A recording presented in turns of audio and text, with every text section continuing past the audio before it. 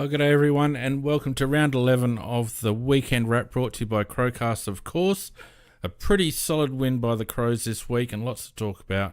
And we're in the top four, which we haven't been able to say for a long while. So without any further ado, let's crack straight in, shall we?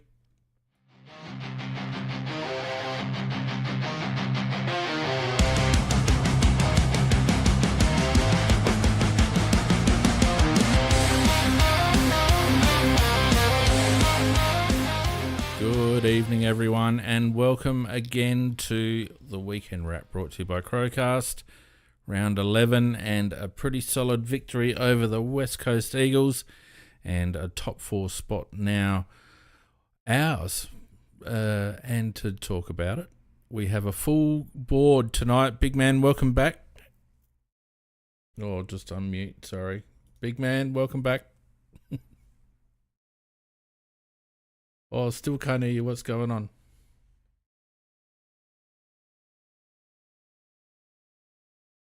Why can't I hear you, blokes? Don't know. Oh, I can hear you, Brownie. Big man, you might have to rejoin us because you've gone missing. In the meantime, Brownie, how are you? Yeah, really good, mate. Couldn't unfortunately get to the game, but ended up watching on television and had to endure the dulcet tones of Kelly Underwood for 2 hours. But I survived, and yeah, really good result. Kelly Underwood plus Mark Rashudo plus Sean Burgoyne with a bit of Dwayne Russell thrown in. I don't know how any of us Yeah, they made make it. Dwayne seem pretty good, don't they? Yeah. That's right. Speaking of dulcet tones, Macca, how are you, mate? Hello, Macca. Why are we not hearing the other two?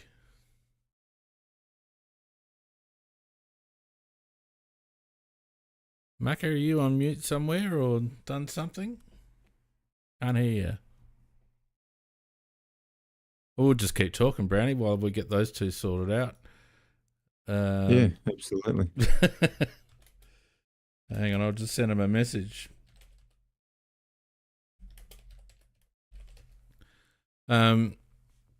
Yeah, so it was what it was, I guess. We're playing 18th, but it was a game that could have been a danger game for us, and for a while there it was looking a bit untidy, but we had a bit of a spurt in the third quarter there, and that was the difference, really, wasn't it, mate? Yeah, I thought, it was one of those games in the first quarter I was, really worried that we just hadn't come to play. And I think first quarter and early in the second quarter, we were really having trouble with our field kicking, but yeah, from then on it was a pretty one-sided affair. Well, this is interesting because some people can hear me and you, and some people can hear Macca and Big Man, and some people can't hear anyone. That's a bit odd. We'll try again. People hear me now?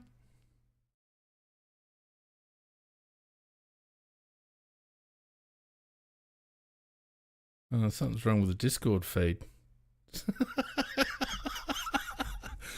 We had all this sorted just before we went on. What the hell is going on, you guys? What have you done to me?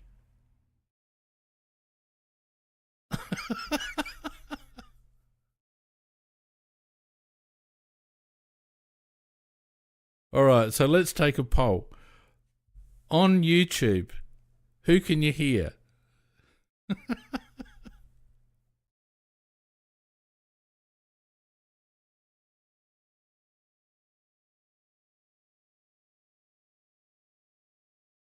What the heck is going on? That's really bizarre.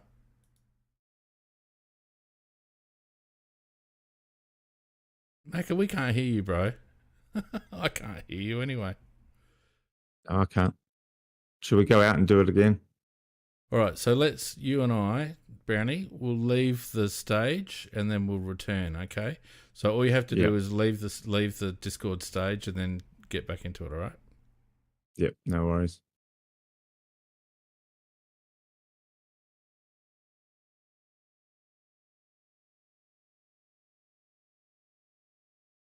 Well, maybe we'll Yeah, now. have to. Ah, there you go. Now Everyone, I can hear you. is that? Oh, is Brownie there? Yep. Are you I can on? hear you now. Oh, you can hear I'm me? here. Okay, yeah. Me and Can you guys hear me? me and Naka have just been talking for the last 3 minutes. Yeah. Something's Can- going can- on. We couldn't hear you or Fiend. Can Yeah. you hear me now? I think it's gone from Discord. The fuck is going We do our own show, or Um, hey, everyone, welcome to the Crowcast. um, Let's Good talk evening, about the everyone. game, shall we? Good evening, I everyone. think This is absolute that stuffed up version of Crowcast.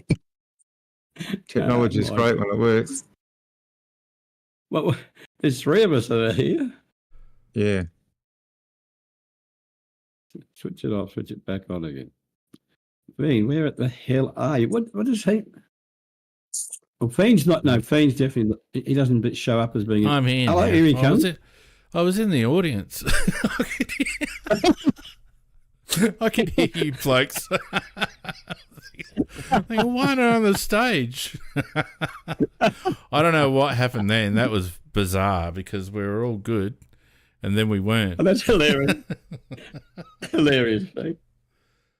Big Man wanted us to get going, and then we were going to do a half-assed version of it, brother. Oh well, so be it. Never mind. We're all here now. We're all here now. Are we on YouTube? Like, are we? Yeah. Yeah, I believe we're all on YouTube. All right. So what are you going to do? Are you going to start again, or what? No. We'll just keep going. It's all good. Oh, where's Brownie gone? I'm here. I just haven't got. Why did you? That's Why better. did you leave Teams, you goose? I didn't. Well, you did. I see two Maccas, one half of his face and the other. No, it's changed now. I've got Brownie back in. Okay. Get the show on the Oh, road. you boys! I'll tell you what. Never a dull moment. Never a dull moment with you fellas. But that's quite all right because we're not a professional show. I think we proved that. Oh, come on. All right. So anyway, welcome to the most professional podcast on the planet. Mac has now gone from being far too big to far too small. Probably the story of your life, Mac, is it? As you've gotten older? Well, I won't answer that. All right, what do we think about the bloody game anyway? Well, Yep, you go. yeah, look, it was a very windy afternoon, which in some ways at times did interfere with disposal. But yeah, I think we did lead the cellar dwellers from go to woe, but I didn't think we really kicked into gear until about 2/3 of the way through the second quarter, because West Coast were very competitive up to that stage, and I suppose that's to be expected because they aren't completely hopeless because they did beat St Kilda last week. So I guess they had a little bit of confidence up, and I thought that they actually put up a pretty good showing for about a quarter and a half, and then when we did get on top, then I think that I don't know whether they dropped their bundle or whether we just raised our efforts, and I think probably the latter. I think because I didn't think we were travelling that good prior to that, and but I think there were certain pleasing aspects of the game, really certain players which we'll talk about later. But a win's a win, and in the end, I think we won by the margin we should, and in the way that we should. But that was really 2.5 quarters of that. The day that we actually put 4 quarters of that together, we'll be a real premiership candidate. That's my take. Brownie, what do you think? So back to you. Oh, as I said before, I thought very similar. Just really slow starting. I thought the one real good constant throughout the game is I thought our tackling, we were sticking our tackles all through the game, and I think that's something that's been lacking in recent weeks. So I thought that was really good. It just took us time to get going, and I think West Coast were pretty well coached in that first quarter. They seemed to be defensively really in tune. I just think that they just couldn't keep the pressure up for the whole game. and it sort of we got it on our terms probably halfway through that second quarter, and from then on. Big man, did you go? I went, yep. What do you think from the ground? Yeah, so look, it was a very ordinary first half. There's no doubt about it. I agree with Macca. There was a little bit of a turning point in that second quarter. If Waterman hadn't kicked that goal late, on the siren basically, in just before half time, I would have said we actually had a decent second quarter. But that first quarter and a half was just really ordinary. Thankfully, we got our act together and played some pretty good footy in the second half. So it was definitely windy, and that's definitely an excuse to some degree. But in that first half in particular, some of the skill errors and everything were really painful to watch. Which is a shame because I actually think we played with a pretty aggressive mindset in terms of our ball movement. It just unfortunately we just couldn't hit a target a lot of the time, particularly coming out of half back. So it was a hard watch at times, but no doubt that second half and that third quarter in particular was good football. Yeah, it seemed to me like we struggled to transition the ball. They were set up a bit behind the ball. I think they had a pretty defensive sort of a setup, and when we had the ball coming out of our defence, we just couldn't seem to get disposal chains going, and that we'd go laterally, but then it was the next kick always that we struggled with, and we turned the ball over quite a few times, sort of in that halfback to wing area, just not being able to hit a kick or blokes not making position and that was probably forced to a degree by their setup and good on them. But it just seemed to me that we lacked run. We didn't have a lot of run from Mitch Hinge this week. Didn't have a huge amount of run from Max Michaelani either. And our new 3-year man, Wayne Miller, didn't give us much. So we just seemed a little bit stagnant coming out of defence, Brownie. Yeah, we were. I actually didn't think Miller had a bad game. Probably not run and carry, but I thought he at least was hitting targets with his kicking, and he took a few marks. I thought he was probably a little bit better. Probably buoyed a bit by getting a 3-year contract, I think. He doesn't take a lot of risks though with his kicks. No, definitely not. No, he used to, but that part of his game's gone, I think. Yeah, well, maybe it's just lacking a bit of confidence, big man. I don't know how it looked at the ground, but to me it just looked like we weren't willing to take the angles, and our switch play again was very slow. Whether that was because they were covering well, I don't know. How did it look to you? Well, I actually think we tried at times to generate some run and carry and show a bit of dare. Certainly, definitely an improvement on what we did last week against Collingwood. Which is easy to do when you're against a lesser team because you're probably not going to get punished as much on the way back if you stuff it up.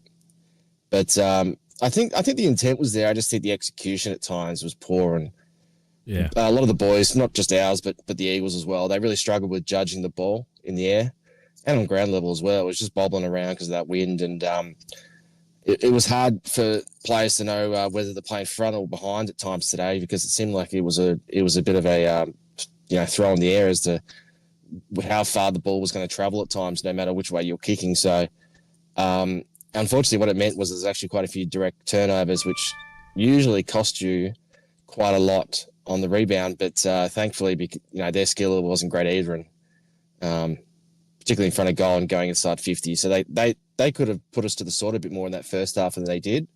But then we got our act together in the third quarter and blew the game apart.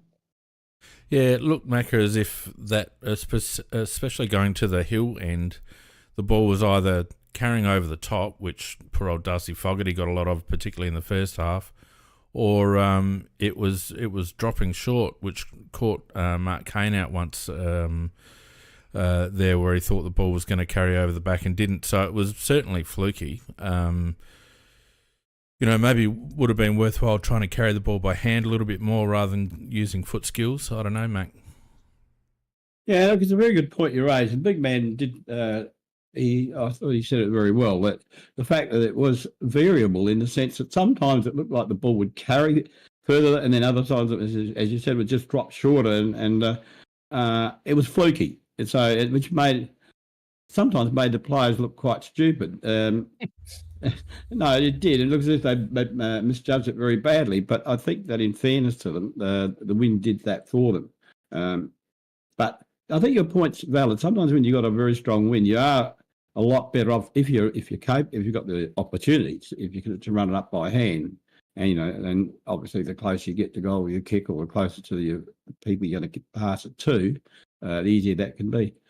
I thought you were a little bit harsh on Miller. I didn't think he was great, but I thought, look, he's not. I fear for how he's going to play if it gets really physical. But I think at times he did a few quite useful things. But 3 years, look, it wasn't terrible. I thought the 3 years was terrible, and we'll talk about that later on. But it wasn't terrible. That's the part I regret. Yeah, I guess what I observed was we've got two smallish defenders who have a tendency to kick laterally or behind. Like Rory Laird, every time he gets the ball, his first look is sideways or backwards, and then if he's forced to kick, he balloons it down the line. And he had quite a few possessions, and he wasn't bad defensively, but I felt like his work by foot and also Miller's work by foot kind of bogged us down a bit, because it wasn't the first kick wasn't aggressive enough. Yeah, look, that's a good comment about Lairdy, because look, he's always had this great ability to read the play and get the ball. That isn't his problem. It's always been his disposal which is going to let us down, if at all. And on this occasion, there were a couple of very bad errors that he made. And I don't know, but maybe when he played half back, the game was played slightly different, and he's gone back there, because really it's not how you really want your defenders to go. He does always look to go sideways or backwards, when really you should be really looking for that forward opportunity. Look, great ball getter. He's a great ball getter, and I think as a half back he did his job, but he also was loose with his kicking. Yeah. Just a reminder that we are live and interactive, so those of you on the Discord stage, if you want to have your say, please stick your hand up and we will get you on. And also, if you're in the YouTube chat and you want your comment read out, I think there's a super chat or something, or just say something and I'll read it. It's not a big deal. All right, for those who didn't see the game, it was 9-14, 128 to 8-14, 19-14, I should say, 128 to 8-14, 62. How am I going? So in the end, a pretty solid margin, 10 goals or thereabouts. I want to focus on a couple of positives before we get into the nitty gritty. I thought the inclusion of Berry, Pedler, and even though he was on the bench or on the sub list, Draper was really positive, and I thought they all contributed pretty well. Brownie. Well, no, you go, Macca. You're right. No, you go first. Oh, mate. Stop fighting over it. Just bloody say something. Well, I thought Berry was pretty solid from the start. 15 kicks, 11 handballs, took 6 marks, kicked a goal, contested really well, tackled really well, and he was reasonably, some of those kicks were a bit under pressure, but I thought he was reasonably effective. I think he was good. I thought Sid probably, and the hard part is coming off the bench when you've only got a quarter and a half to play. It took him a little while to get into it. He was a bit fumbly early, but then he showed some good signs. His last 3 or 4 possessions were cleaner, but his second efforts and his running ability, I just want to see him play a full game. I don't think it's doing him any favours playing. He's now had 5 partial games, and I don't think it's doing him any favours, and it's too hard to come up from the twos and pick up that pace of the game coming off the bench. When the game's, cooked. He needs to start and play a full game and maybe 2 or 3 in a row, so they can see what he's actually got to offer. Yeah, look, I think Brownie's raised a good. Yeah, he raised a good point there. And I talk about the 3 players in turn. I thought Berry played very, very well in terms of getting the ball, and I thought I had him in my best 5 for the Crows. I thought his ball getting was excellent. I thought his pace was good. I think he's never lacked physical aggression. The one weakness in his game at the moment is his disposal. At times, I think if he improves on his disposal, he could become a very good player. And I thought he had a good game. I think Pedler, he was in that horrible position where you're just stuck in that forward line. You're not going anywhere else. You're not getting a run on the ball. And I think he couldn't have done much more than he did with the opportunity he got. So I thought he justified his selection. And I thought Brownie summed it beautifully with Draper. I think at the moment he's a little bit in no man's land in the sense that he's probably not quite good enough at the moment to get a full game to earn it. But coming off as a sub is not doing him any favours either, because it takes him half the time he's on there to get the idea and the pace of the game. So yeah, I think maybe when we've got a game where we think we're really definitely going to win it, or you don't get too many of those opportunities, but yeah, perhaps just play him. But then again, who are you going to leave out? That's the other question. So, people fight hard for their position and I just don't want to give it up. Big man. Yeah, the thing with Sid, I think that as much as I would love to see him get full games, at least that when they did play him in the, when he did come on, he played pretty much full-time midfield. So at least he's played in his natural role, even though it was only for about a quarter and a half. I'd love to see him get a full-time gig in there. I know he did sort of against Gold Coast earlier in the year. I'd like to see him do it again. I still would like to probably see him work on his craft a little bit more in the SANFL before that happened, because I'm worried now, what are we going to do with him now? Do we send him back to play midfield in the SANFL, or do we keep him as a sub, or do we play him as a sort of a half-forward type? I'm not sure which way we're going to go with him, because we've got Tex obviously coming back. But yeah, there's no doubt, that kick for goal wasn't great. His disposal and stuff still lets him down at times, but you can't teach his movement around stoppage and through the corridor particularly is so dangerous. It gives us a different edge that we haven't really had too much, other than probably Rankin in recent years. I agree about Berry. It's definitely one of his best games. Well, probably his best game since that Sydney game, the SCG, a couple of years ago. Obviously the opposition wasn't as strong, but I think that's a real confidence booster for him to not only be clean at ground level, which was an issue for him last year, but also just the outside ball as well. It wasn't just all contested clearance stuff. He was actually able to get some easy ball on the outside, which probably hasn't been a thing that he's done a whole lot in the past. So that was pleasing to see. Obviously his kicking was variable, but so was a lot of other people's during the game. So I can't really hang him too much for that.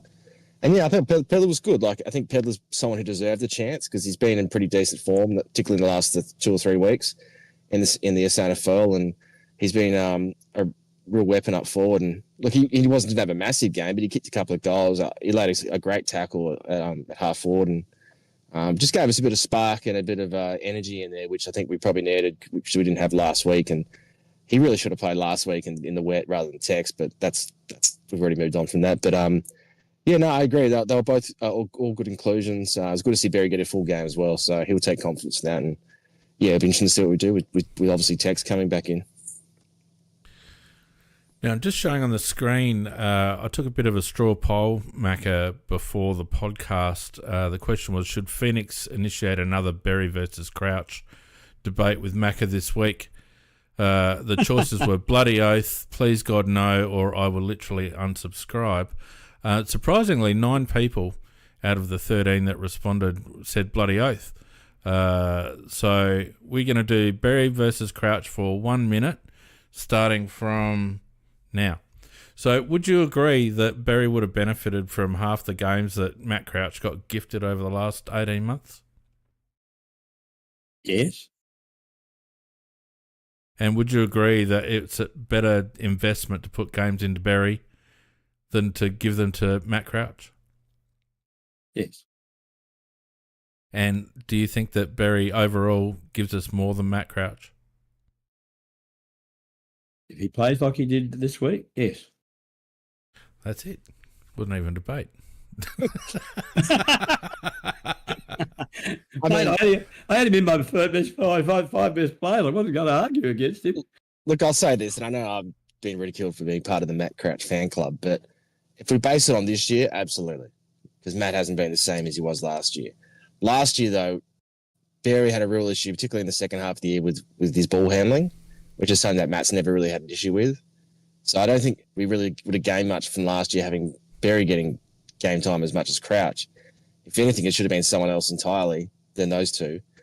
If it would have, but like at the end of the day, Barry, he's been pretty good since he hasn't fumbled a heap since he's come back into the team, and obviously his performance today was ahead of pretty much what anything Crouch has done this year. So he deserves it this year. I agree. In the past, we've mismanaged him. We haven't given him enough opportunity at times. But I also think that, it's easy to say, he shouldn't have played. Crouch shouldn't have played. Barry should have played last year. But Crouch was in much better form last year, and Barry was, particularly in that last month or so, was really struggling with his ball handling. So it's we have short memories sometimes with that. But I also think there's a lot of people calling for Barry to be traded last year, and that he wasn't part of our future. So things change. I wasn't quickly. one of them, mate. I wasn't one of them, and I'll tell you that the Barry got a nice, because I've got a very long memory and I do remember these things, and Barry got a nice kick in the nuts about halfway through 23 when we decided to start playing Matt Crouch again, and it set him back a heap. It busted his confidence. He didn't get any continuity. When he was getting played, he was getting played up forward. It was shit management, and I was so pleased to see Sam take his opportunity today, albeit against mild opponents. But West Coast haven't got the worst midfield going around. But it's not a top four midfield. But for him to take the opportunity, he had 20 uncontested possessions, so that's something that we haven't seen a lot from Sam in the past.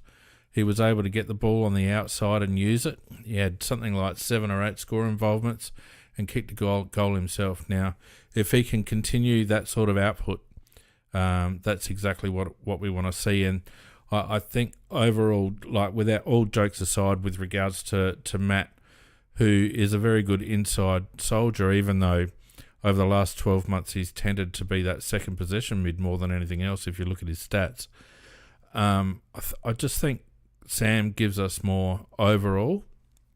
That said, Sam needs to continue that work, but it's on the club, in my opinion, to say, all right, Sam, on the back of that, you've got the keys for at least the next half a dozen games. We can't be chopping and changing his role. That's the problem. And we've seen the same with a few of our players, that they, even Zach Taylor, who has tailed off a bit and was quite quiet today in the first half before he was subbed. He's a midfielder, and he's being asked to play some sort of hybrid half-forward wing tagging kind of role. It's not him. So you're setting him up for failure. So you either don't play them or you play them in their positions. Isaac Cumming, I think, is even one who's suffering from that being played on the wing. He's clearly better at half-back, but because we want Wayne Miller in the side, Isaac's got to change his game and play on a wing. There's a lot of that in our side, and I think, without belabouring the point, I think Sam Berry in particular has suffered from that. So I was really pleased to see him have a real good crack today, and I would have loved to have seen him pull down one of those speckies too. That would have just capped it off nicely. No, I think that's fair, and I think I've always had quite a bit of time for Sam. I just realized, I just recognise that he's got deficiencies, as does Matt, and I think that when Barry was given the opportunity last year, he didn't take it, and Matt had a really good year last year. But it's a new year. Matt is obviously not in the same form he was last year, and he doesn't deserve to get a game. And Barry's earned his way in, and I still have reservations over whether he's part of our future midfield. But there's no doubt he has AFL qualities. So you can't overlook him constantly, because what he actually brings is not only just that physicality with his tackling, but he also has a bit of explosiveness that Matt doesn't have. And a good turn of foot. He's very good aerially. Unfortunately, as you said, he couldn't quite hang on to those today, but he's seriously got a great leap, Sam, which makes him a bit of a threat up forward, even though he's probably not a natural forward per se. he didn't like he played a bit up forward today. He didn't have a massive amount of centre bounces, but when he was in there, he looked good and sharp. But look, the test will be, obviously against better opposition. It was West Coast today, at home. It doesn't get much easier than that. But we've seen him play well against Sydney in the past at that SCG game, like I mentioned. So if he can butter up and do that again, and then bring it against Brisbane the following week, it'd be really exciting, because he's someone that I wouldn't say I've written him off like prior to this year, but it felt like it was getting pretty dicey as to where his career was going. So like you said, I'm also really happy for him that he seems to be getting that opportunity. Obviously, he's been sub a few times up until today, but he grabs it today, and hopefully he doesn't let go. Big man, I think you just said everything I should have said in that argument. But, and I think that's a pretty accurate summary of both players, I think. No price for second, Macca. You had your opportunity, mate. No, I'm just saying I agree with Big Man. I think he's done it, and I just didn't want to get into another argument with you. When we get onto that topic, we go on forever. So I thought... No, I gave us a minute. I gave us a minute. Yeah, but they turned into an hour. They always have. No. I had my eye on the clock. Don't worry. I don't want to bore people. I just anymore. avoided. I avoided it. Yeah, it's good. It's a good tactic, Macca, when you're wrong, to just avoid the argument. If that makes you happy, Fiend, I'll say yeah. Luke Pedlar's another. Now, obviously, he struggled a bit with his fitness, and had a fair way back. It was good to see him back on deck. And the feedback from some in the chat during the game was that he looks like he's stripped a lot fitter. Big man, PJ Crows, who I don't think is on the chat so far tonight, was saying that he was doing a mountain of running. Was that evident to you? Yeah, I mean, it's one of those. It's funny because you wouldn't have think he's a real aerobic beast, and he's not. But he's actually pretty solid when it comes to the running, the time trials and everything. He's not in the top group, but he's not that far behind. He's about mid-range, which is not something I think you'd think of, because he's never really been someone that screams, great aerobic runner. And definitely last year it affected his game big time. I think he fell into the trap of thinking he had made it already, and definitely eased off with his preparation. You could just see it, just the way he looked, and he just looks a bit more cut this year. He looked a bit that was definitely evident.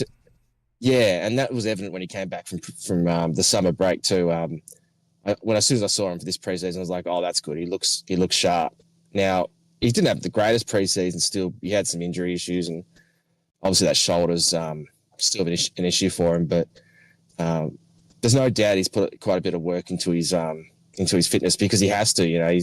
He's a bit like Fogarty in the sense that he's a more anaerobic type player. He's a real burst player, and when he gets tired and fatigued, that's when he starts to make errors, and he fumbles or he makes skill errors, and that's the frustrating part, because when he's fit and sharp, he's actually a pretty classy player, as well as someone that obviously brings that energy and physicality. So it was a good sign today. He deserved his chance, but obviously he's still got a bit of way to go to prove that he deserves a spot in that 22, because that's one game against West Coast. But I think he's deserved it, and I think we'll hopefully see something similar to what we saw in 2023, when I think all of us were pretty excited about what he was capable of. Well, he went through a patch, Brownie, didn't he, in 23, where he was also a bit of a clearance machine, not unlike Joshua Shelley. And, we played him in the middle and the back half of that season, and he did quite well. And, first game back, you wouldn't expect him to break into that rotation, but it would be nice if he can hold his spot to see him return maybe for a couple of CBAs, wouldn't it? Yeah, I'm hoping that they just stick with him. Like today was encouraging, and he was able to find the ball and find a bit of space, which I think he can always do. He showed in was it 23 when he was playing well? Yeah. And he could take a contested mark as well, and through the midfield it was really quite strong. So I know Rashido on the commentary today said he's pretty much going to be a forward. When they asked whether he should be run through the midfield, he sort of shut it down a bit. But I think he was very negative about Pedlar. Actually, He was he very was negative about him. all the young guys. Yep. I noticed, Yep. and it wasn't. He gave Pedler a hard time about that mark he took in the square. Yeah. And said he had all day to All of a mark sudden it, it wasn't. but you can All of a only sudden mark it it when wasn't it lands windy. in your hand. Yeah. All of a sudden it wasn't windy. The criticism, his criticism wasn't valid. It was almost like he was trying to have a bit of a go at it, a bit of a sideways swipe. But he's shown his best is really good. If he can get that back, he just looked like he lost all confidence last time he was in, and he was making bad decisions, and he wasn't clear in the head. But if he can get his old form back, and you can run him through a few rotations, I reckon that's what we need. We need 7, 8, 9 guys we can run through there. We need a lot of variety, and the big body guys are the ones we want running through there as well. Yeah, and even if it's only for short bursts, Macca, he's shown that he can get a clearance, as has Josh Rochelle, who we'll talk about in a minute. But the big thing, and the thing that I think is my probably biggest gripe out of everything, to do with the way that our squad is handled, and I don't want to sink into a negative, but it's just an observation with Peds that they lose confidence. Because every time they come in, they're playing for their life. Yeah, well, that actually is true. And it's been a situation like that, really, ever since Nix has been around. I think that if I had to criticise him for selection, there's many areas of which I'd criticise him. But, yeah, I know what you're saying. Pedler's just one of many that are in that situation. I mean, to see Miller get a 3-year extension... if you were Edwards or Oscar Ryan, what would you be thinking? You'd be on the phone. You'd be on the phone. Charlie Edwards gets another lazy 26 off half-back in the SANFL. Yesterday, I didn't watch the game, but just quickly, Brownie, you watched a bit of the SANFL, didn't you, yesterday? Yeah, I watched a bit of it, and he was pretty tidy. I didn't see the first half, but I was reasonably impressed with what I saw. But he's been getting good stats all year. And they haven't given him even a run off the as a sub or anything. So I don't know what he has to do. Yeah, see, and Mackie, that's what you're saying, isn't it? That this bloke, exactly what I'm saying. He got moved out of the midfield to half back to try and get him a slot, and then they give bloody Miller a 3-year extension. Yeah, I just don't really understand that. It's not like Miller is a champion, and the guy. He has got skills. He's got a lot of skills, but football's made up of a lot more than skills. It's also made up of courage, and it's made up of the ability to stick to team plans. It's made up of pride that you don't ever want to be beaten for a ball.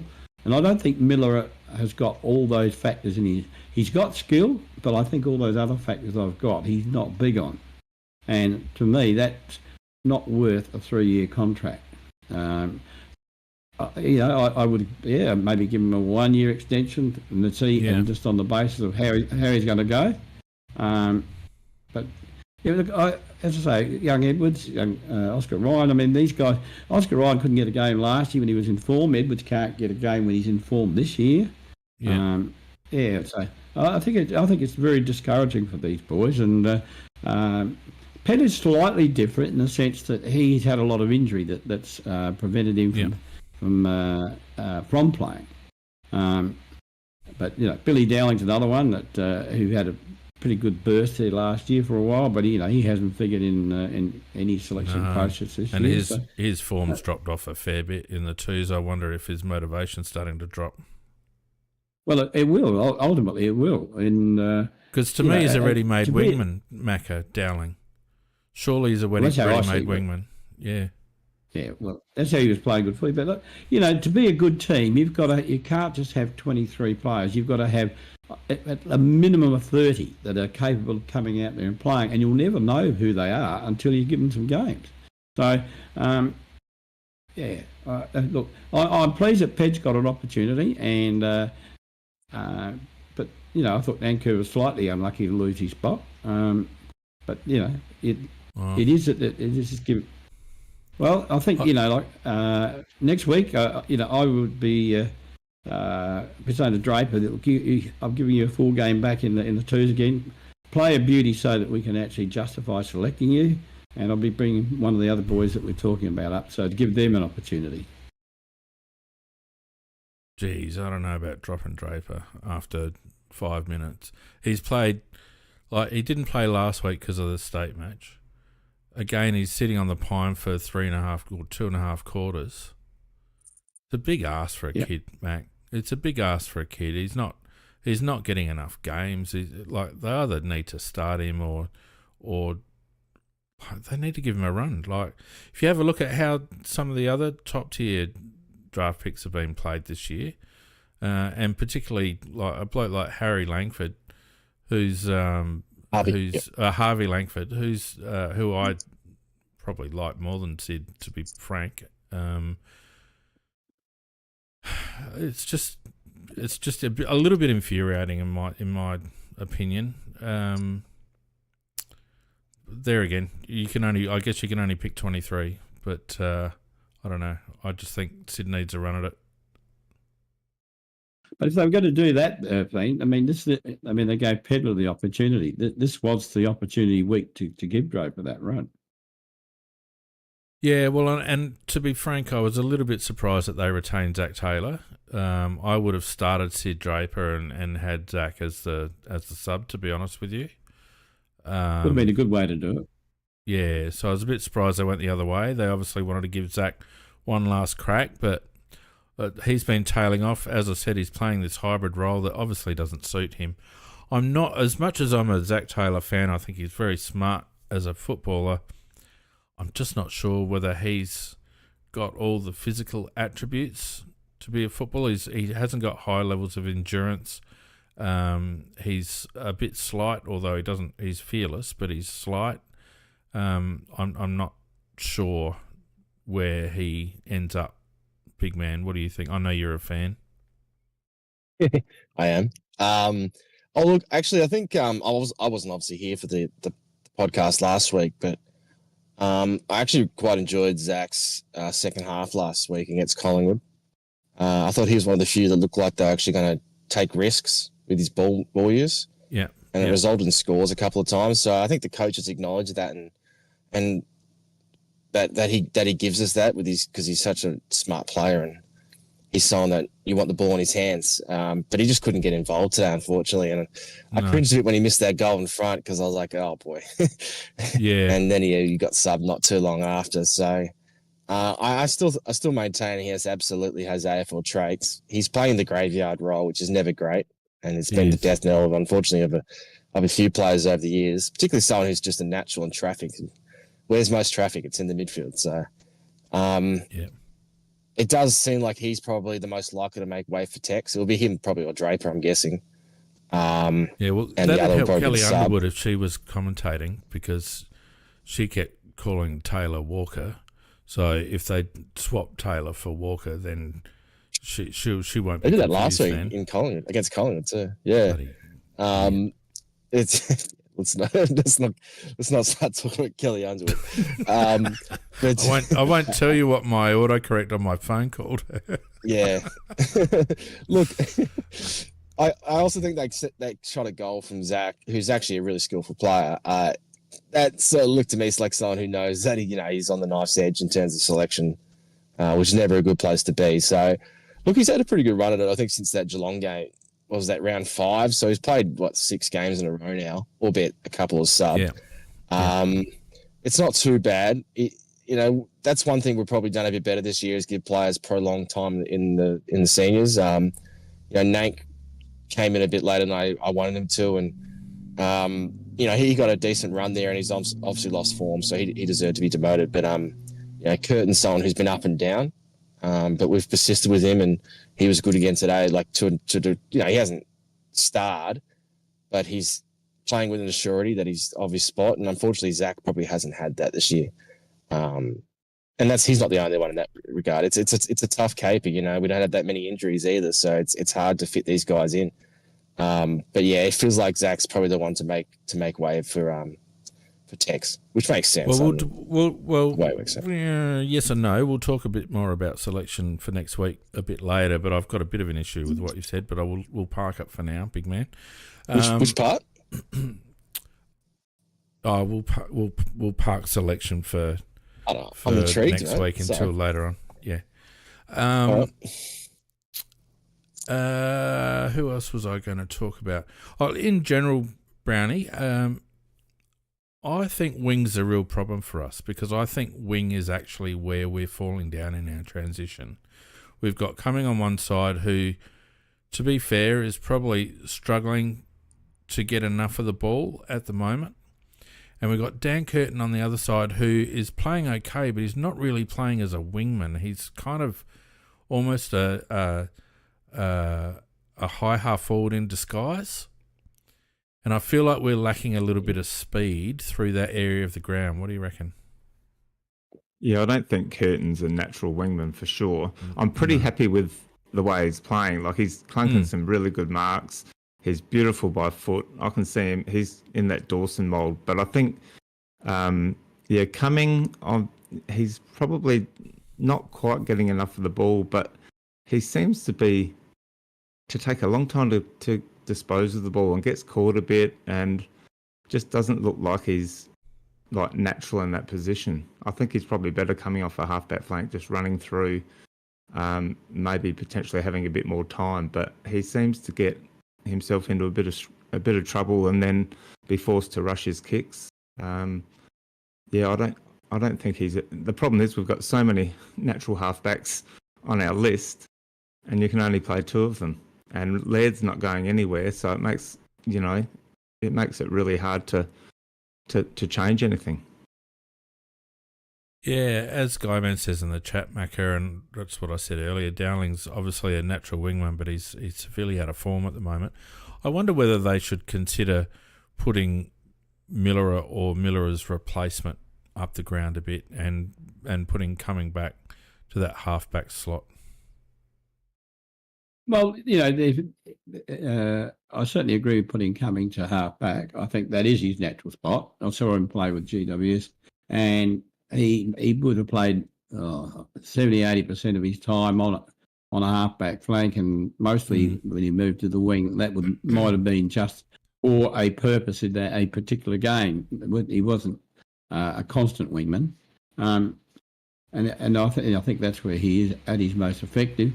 And he's a much better halfback than Miller is, much better. He's more of a traditional halfback who plays very tight and he's got very good pace, etc., and can use the ball very well coming out of defence, which is a very good thing. So we come back to the Miller question again, really. I mean, could Miller play on a wing, for example?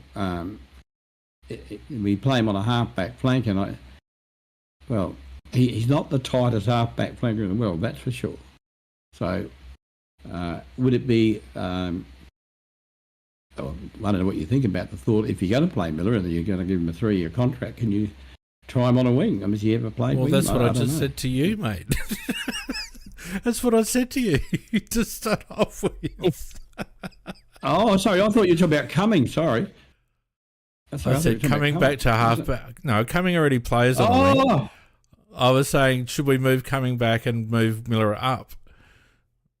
Oh, I didn't hear the last bit. You've answered the question and you've made it amusing in the process. So thanks on both counts. Okay. Look, I'll add to this that the thing with Dowling is that he's definitely more of the Scholl type of wingman. He's definitely a good accumulator. He's got nice skills. He's very good up forward. He's actually really handy up in front of goals. But he doesn't bring a whole lot of speed or physicality. Although I'd say he's got a bit more grit than Scholl does.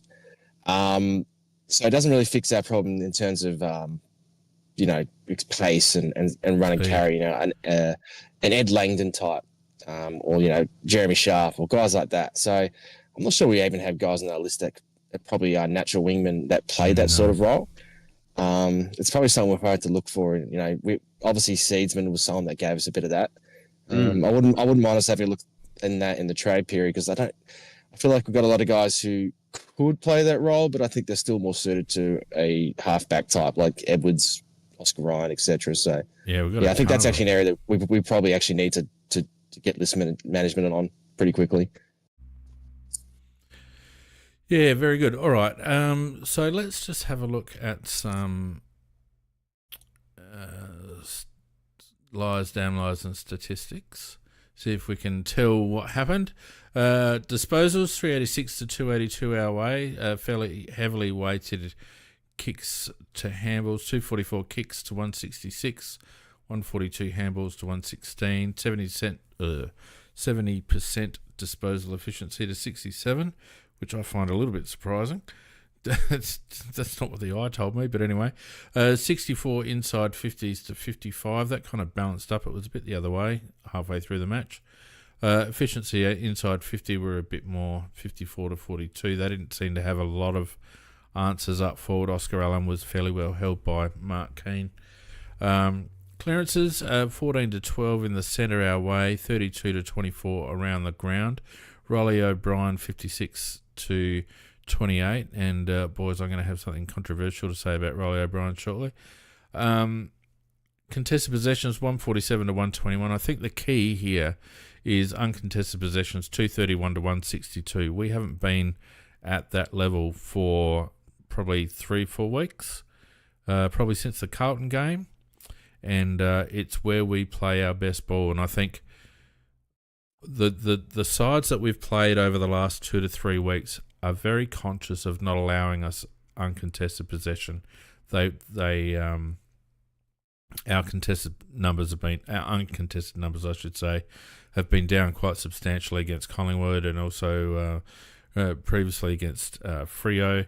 So West Coast obviously didn't have the manpower to really shut us down in that department, and we were able to get a bit of free ball. 107 marks to 60 ties in with that, of course, because we were moving the ball substantially by foot. 61 turnovers to 65, 73 tackles to 57. Sort of illustrates what you were saying, Brownie, earlier about our attack at the contest, which was good. So it looked to me like we just got more outside ball in the end and we were able to use it better, albeit our transition work and our chains, our disposal chains were messy. It seemed to be sort of 2 steps forward, 1 step back, and then a stoppage, and then 2 steps forward, 1 step back, etc. Mac? Yeah. What was the question you asked you out of that statement, though? I didn't really ask you a question, just your opinion on all of that information. Yeah, well, look, I thought if you could talk about O'Brien, for example, I thought Rob was. You said you were going to say something surprising. Well, I'm going to too. I thought he played an excellent game. Well, I thought he was best on ground. I thought he was our best player. There you go. As I said in the chat, I'm sober. I haven't taken any illicit substances. I honestly think he was our best player. But you could have fallen over and banged your head or something like that. For 4 quarters, I think. Well, yeah, mine was Dawson, but because I won't knock anybody for giving O'Brien, a real big thumbs up this week. I thought you couldn't try any bloody harder than he did. I thought he physically had a real crack at the set amounts. He had a real crack at following up, and he actually played well around the ground. And he had 18 possessions, 4 marked, 4 tackles, 45 hit-outs. Why are you doing this? Why are you doing this? Because you mentioned him. Oh, but I said I'd mention him later, and then you're now going through stats that I was going to go through in 5 minutes' time. But that's okay. We're still talking about team stats. Okay. Yep. Okay.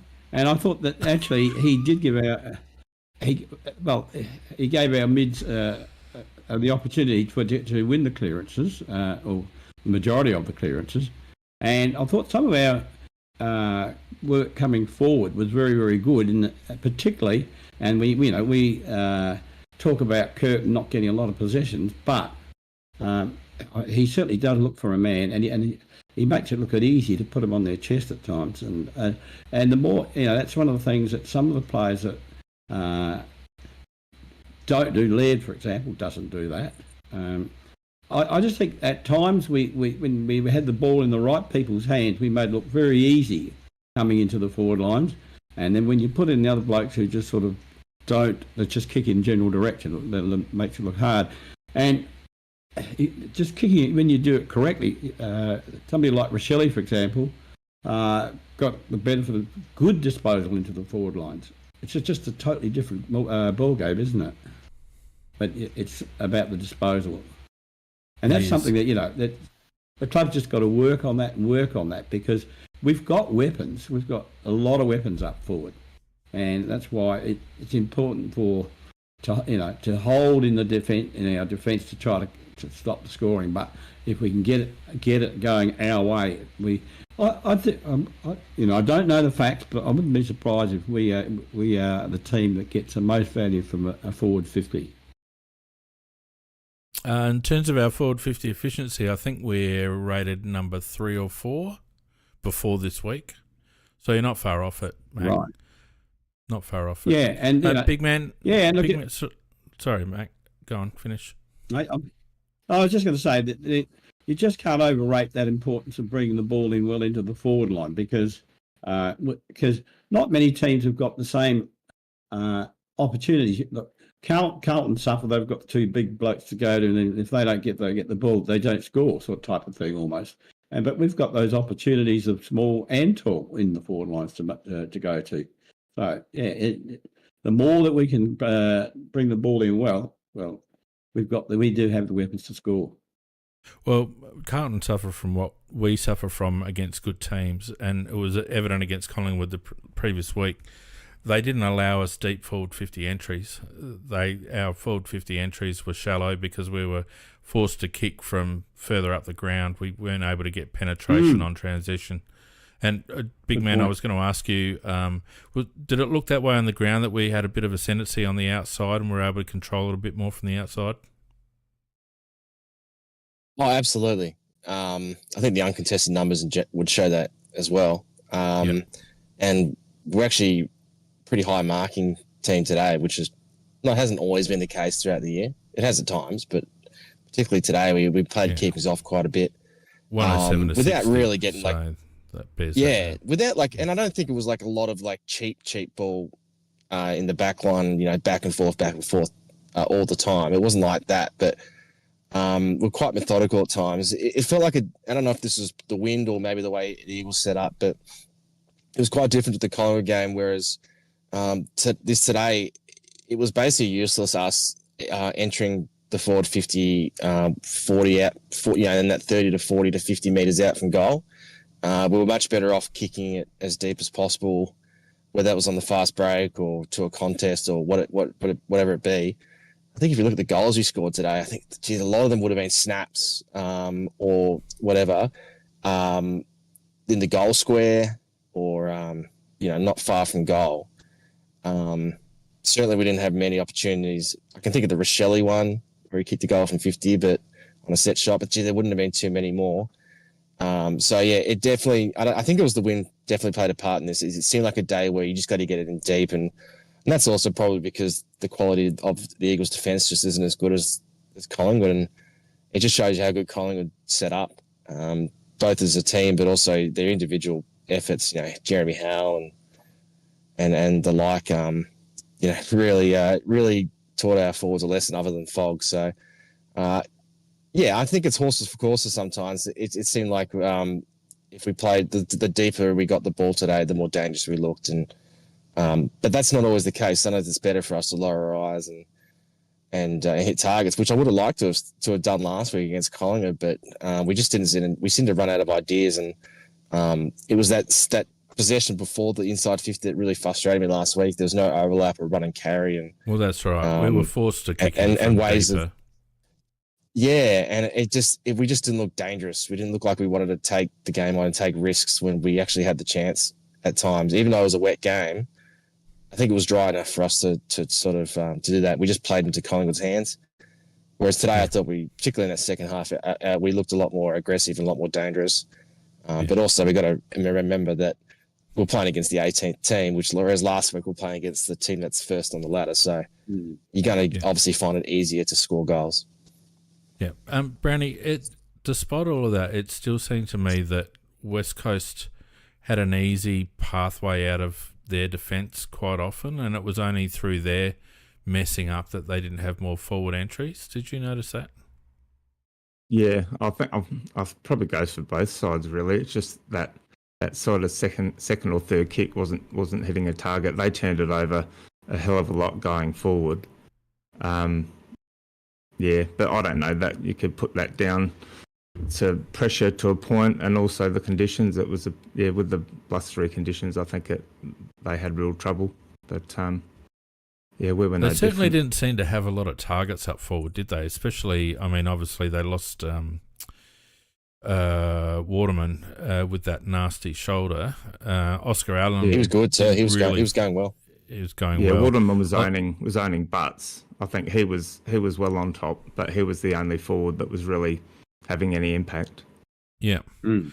Yeah, I thought Kane was our best big defender. He did quite a good job on Oscar Allen, who to me Sorry, doesn't Finn, look I interested. was just going to say, Finn, that you just talked about how like we allowed the opposition defenders easy exit out of defence. That's just what we do, and that like whether that's good or bad, I think that's an interesting debate. But there's a reason why halfbacks typically, not today, but typically rack up against us, because we set up for the next kick. We don't press up high. We don't really we're not stingy with their defensive exits. We set up for the wing, long down the line or whatever those contests on the wing. We basically concede our entire forward 50 to the opposition to just basically run it out from kick-ins and whatnot. Excellent point, big man. I was going to raise that very same point that some teams press very hard and make it hard to come out of there. We actually do concede that kick coming out, as you say, and our next point of competition is usually about 40, 50 metres down the field. Mm. Yeah, I reckon it puts us under pressure, to be honest with you. I don't like it. I don't either. I think, especially when the weather gets a little bit bad and conditions aren't quite as good for disposal chains like today. When you're conceding that much territory in a game that becomes a territory game, to me that's diabolical. It's not good tactics, in my opinion. Look, and it's something I haven't liked about. But if Nick's has been that way virtually all the time he's been a coach here, that it just concedes that easy ball coming out, and the fact that we seem to we just retreat back about 40, 50 metres also allows that person. Many times, sometimes it'll be a contest, but many times they can come out and have a good opportunity to have an unpressured kick to the next target. So, no, I don't like it at all. I'd like to see some pressure at the point where the ball is. And it's interesting too, it's easier to defend a kick when it's coming from like a Liam Duggan or a Liam Baker or a Ryan Marriage, but when it's Josh Dacos like last week, suddenly then you're rolling the dice a bit more, because a Dacos is much better in terms of cutting you up. Whitfield, we allowed about 45 touches or whatever against about a month ago, and that could have hurt us, but because it was so windy, he wasn't able to sort of have the same impact as he normally would by foot. It's just interesting. It's very obvious. In the past, we probably allowed midfielders to sort of get easy ball, but right now, particularly this year, it feels like it's the defenders and the opposition that rack up easy pill, and we basically just, as I said, just basically let them have free reign out of their defensive 50. I'd be curious to see what other teams are doing in comparison to us, because it's very obvious, and I don't know if we're trying to buck the trend here, we're doing something different, or whether this is actually something that most teams are doing. I'd be curious to see what's the structure of other teams. I think it's just conservatism again. That's what I think. I think we're too afraid to play too ahead of the ball, to be honest. Yeah, Anyway. I think you're probably right, mate. I mean, that's the way he coaches. He coaches very, very conservative like that. So, I've noticed that some teams, and I think Brisbane at times are very, very good at putting pressure on the bloke kicking the ball, which makes it harder for it to go through. But no, I've noticed that. I find it annoying that we allow somebody to exit our forward line as easy as that. Mm. Yeah. Now, it'll be interesting this week reminder- too against. Sorry, Fan. Just one quick thing. It'll be interesting to see what we do against Sydney this week. because the SCG is obviously much shorter. So if we allowed them easy exits out of defensive 50, you're basically allowing them inside 50s almost. Big Man's obviously like missed us last week because he's on absolute fire tonight. So yeah, I've obviously got a bit to say, but no, I'm just saying, like, you know, if we allow a Roberts or a Florent or a Bice even easy exits out of defence, you know, they're pretty long kicks. You're basically one kick away from, you know, inside 50. You guys keep going. You guys keep going. I've got someone at the door. Keep talking. Okay. Oh yeah, really? Okay, well, just keep telling us about it, big man. No, I'm just saying the SCG is such a short ground. I just feel like if we play that way there, it's basically just going to allow an easy avenue to goal if we're not careful. How much short is that oval actually? That they don't say for Adelaide Oval. It's quite a bit shorter. I'd say. I don't have the stats in front of me, but I'd say to be up to 10, 15 metres shorter. It's definitely wider. It's much wider than the Adelaide Oval. Yeah, because I noticed that if you take the 50-metre arc, it almost touches the square, doesn't it? Yes, and I'm not convinced that 50-metre arc is actually 50 metres, because you see a lot of goals kicked from outside 50 at the SCG. Yeah, there's a lot of rumour that's only about 40 or 45. Yeah. Maybe that's true. But, Brownie, I was just going to ask you, you know, Elsie Feen will bring it up soon for next week's for that game against Sydney, but do you think that we need to address this halfback situation, because we've got essentially two defenders who don't defend particularly well in Miller and Laird, but they also don't offer much run and carry. They can find the ball, particularly Laird, and his intercept work today was good, no doubt about it, but his kicking was pretty ordinary. It was woeful. Yeah. Yeah. So it's something that. How do you think we fix this going forward? Well, the only way we can fix it is by Nick's making changes, but I just think he's loath to make changes. I mean, the fact they signed Miller for 3 more years, that gives you a pretty strong indication they're happy with what he's doing. And Laird is racking up stats, and I think they look at the stats. They don't break the stats down to see, you know, how many metres gained and how effective he is at hitting targets, apart from when he's going sideways. So, yeah, I think it's a massive issue, but I don't think that there's any. And if you listen to Rashudo's commentary today, I don't think they've got any real appetite for change. I think it's going to be more of the same, and I think it's a real problem. Now, what do you reckon, boys, Marcus? we've got Mac don't get a say. I survived that apparent prank knock on my door. I thought it might have been Riley O'Brien coming to shake my hand. We are live and interactive, and we do have Arab here who has been waiting patiently. Arab, how are you going, mate? Good. How are you guys going? very good. Abby, you too knocking bad. on someone's door? Oh, Yeah. nah, Let I me stay on, away let from me on. I stay away from the negativity. I already deep Oh, down there you to go. the point. Nah, I want to ask if I'm the only one who's feeling this way, but watching the Crows, like, I don't know, since I think it was pretty much the Geelong game, or it's getting worse and worse to the point where now I'm just like, I really actually prefer us to lose than to win, because I'm like, what's the point in winning if it's just going to cover up this stinking pile of shit that is the Adelaide Crows? Like, Hey, you said you'd stay away from the negativity. What the hell?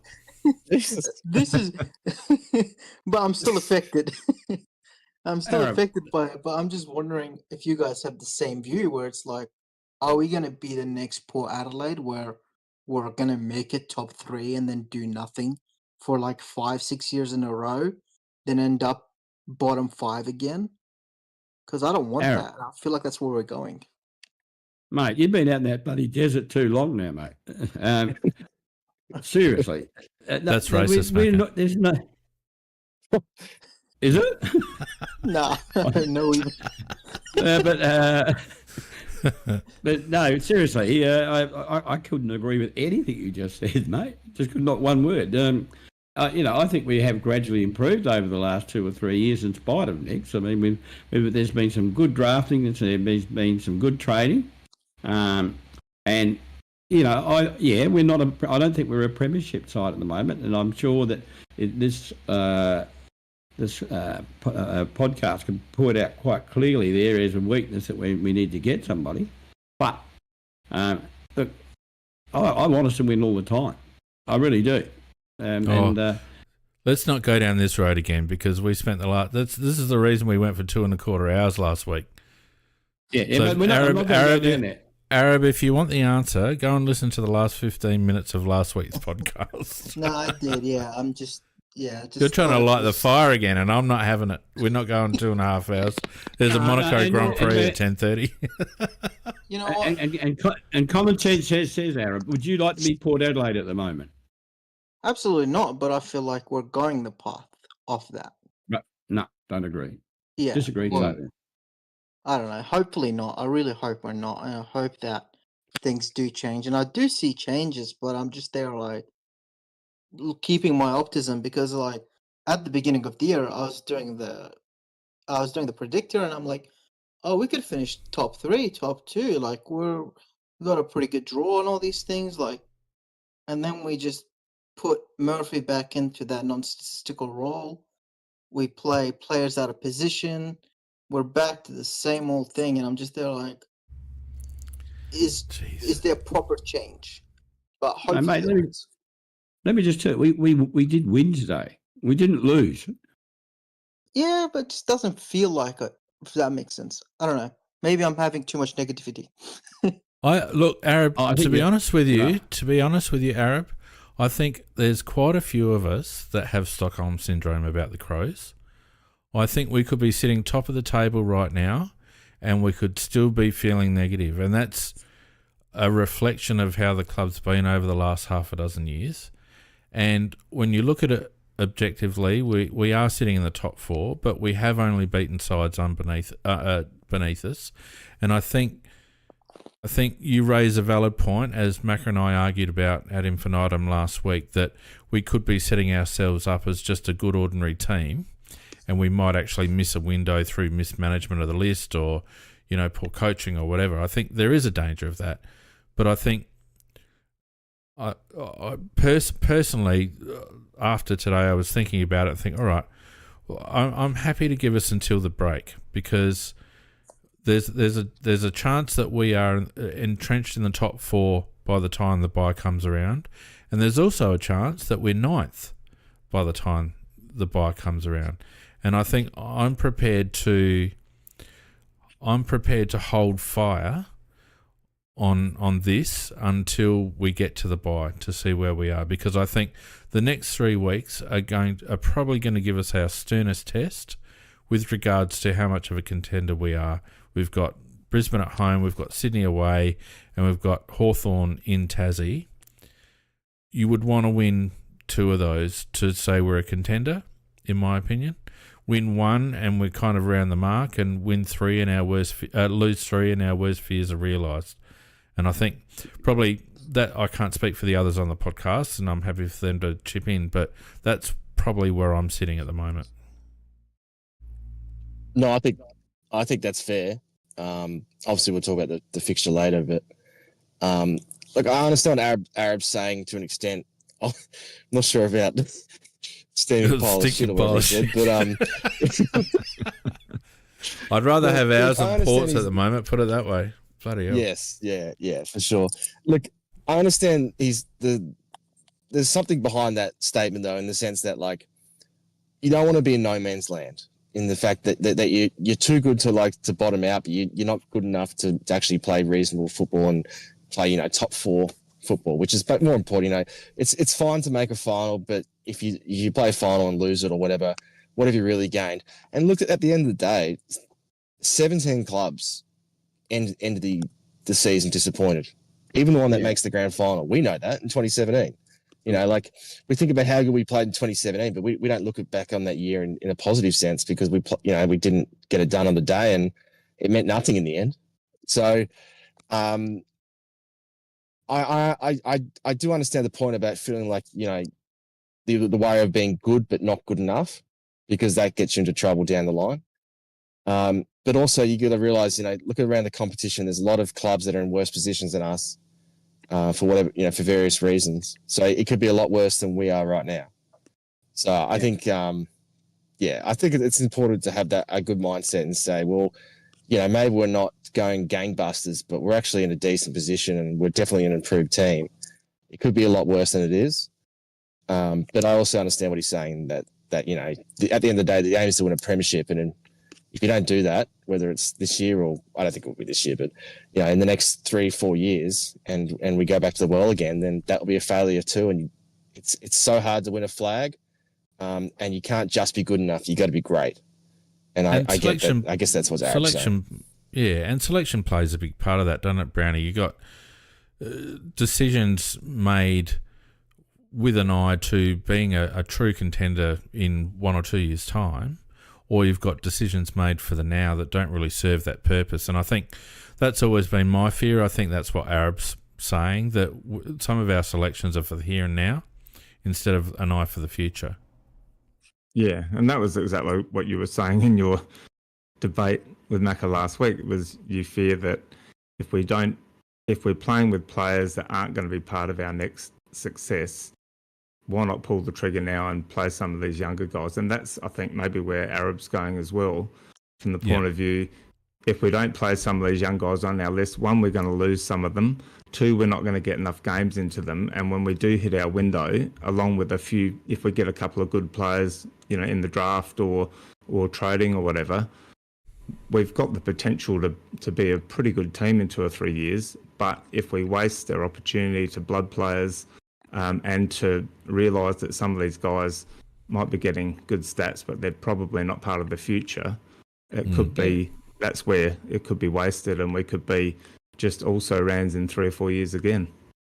Yeah, and that's a tricky thing with team selection too. Going, if you obviously you want to win games now, but looking forward to, identifying when your window is going to be. Is our window now, or is it is it next year or the year after? Because a guy like Tex, if we had that mindset, do we even play a Tex going forward? Whoa, don't go there. If we don't think no, I'm just saying, if it's not in our premiership, if we're not a premiership team this year, do we play Tex? If it's not next year, do we play an O'Brien or even a Neil Bullen or guys like that? Obviously, I think most of us agree that Laird's probably not someone we should be playing, but that's the tricky thing, your windows are one of those things you can't manufacture. It sort of happens, and you got to take advantage of it when it opens, because it can shut pretty quickly too. And it's a tricky gig, you want to win games, but you got to look for the future. And how do you go about that? How do you know when your window is? And I guess, I think you've got to be I think you've got to be really realistic about assessing your list. And I think that's where and I really don't want to get bogged down in this. Thanks, Arab, for the question, but I really don't want to get bogged too much longer, but I'm happy to go around the room one more time on this. I think that selection integrity is where this plays out, because as Arab rightly pointed out, you see a Murphy or a Smith get selected, and that's a selection for the day. That's not a selection for the future. And no one in their right mind would think that we are a genuine contender this year. We would have to improve substantially in the next 6 weeks.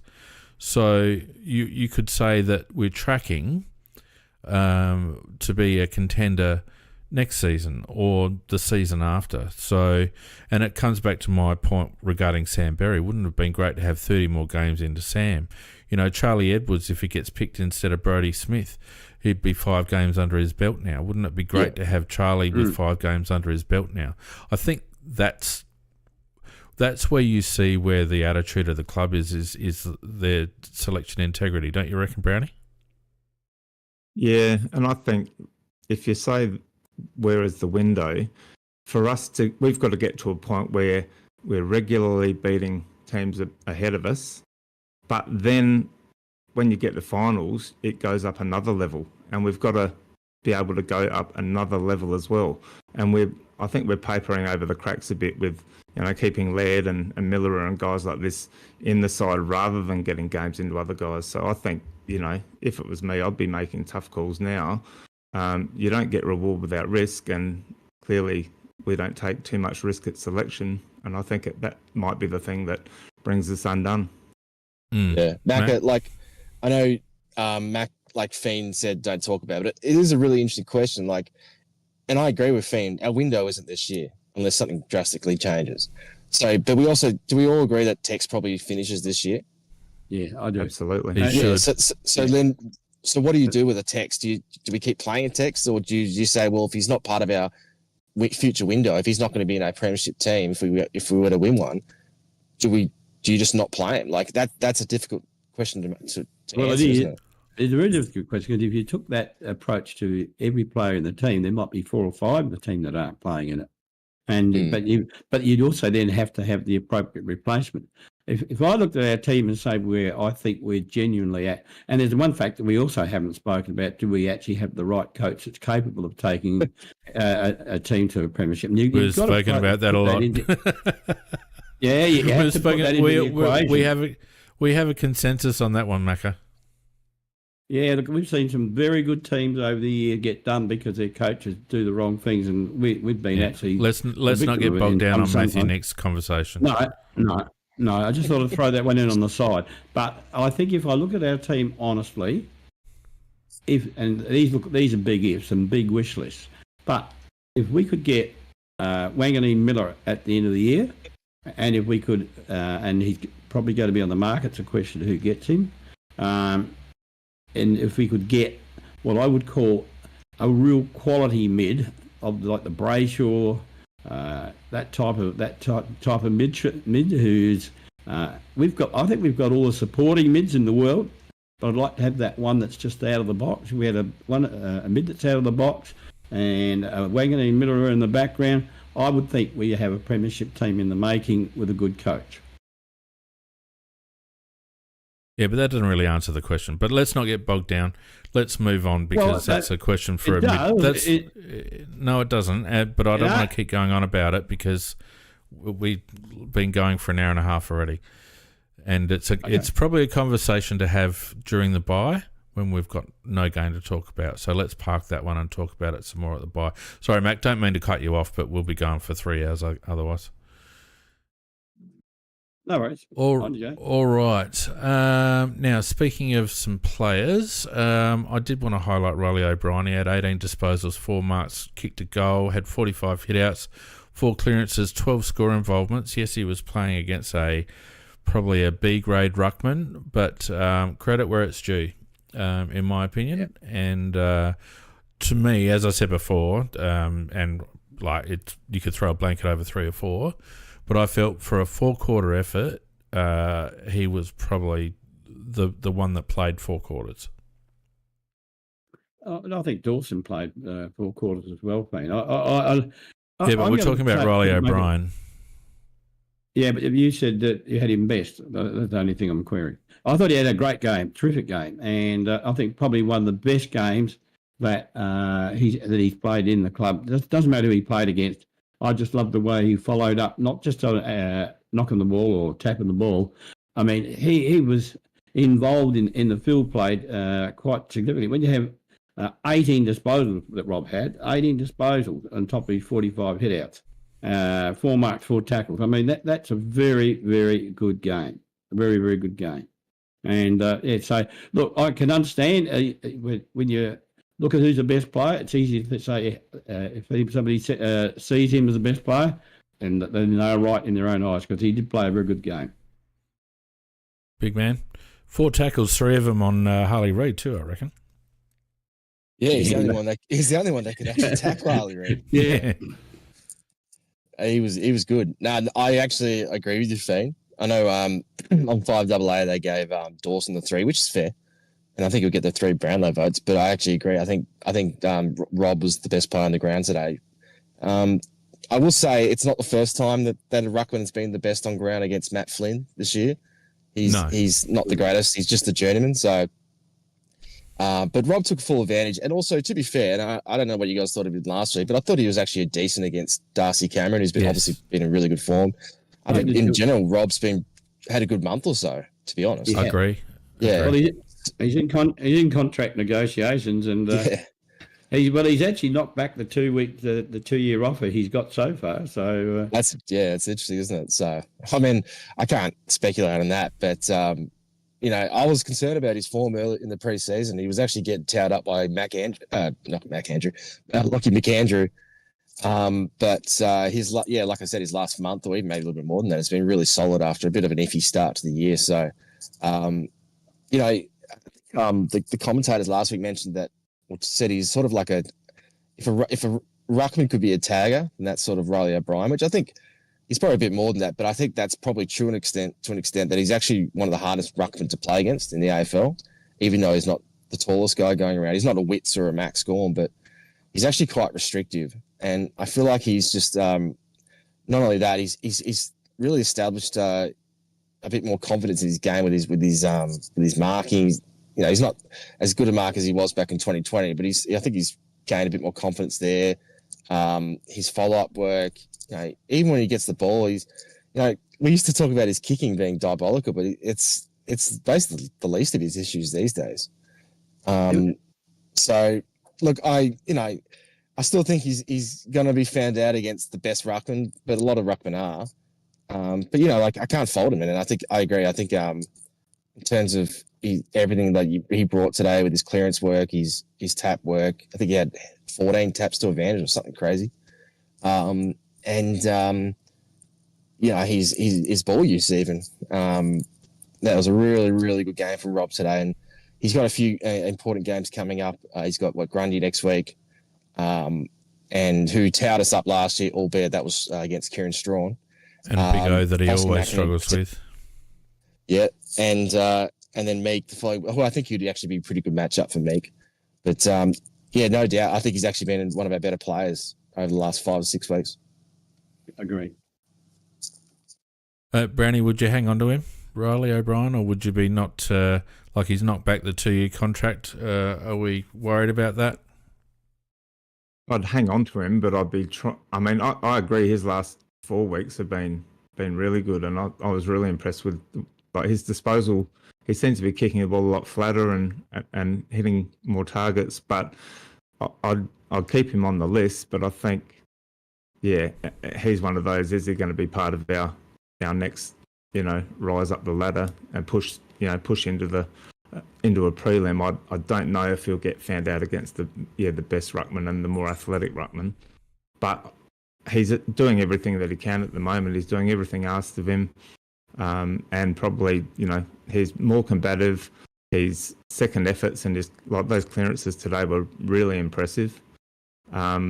His marking, kicking a goal. I think he played a really solid game today. I thought last week I would have had him in the best 3 as well against Cameron. I think you keep him on the list, but hoping that in the next 18 months there's someone else that comes along that can bridge the gap. Yeah.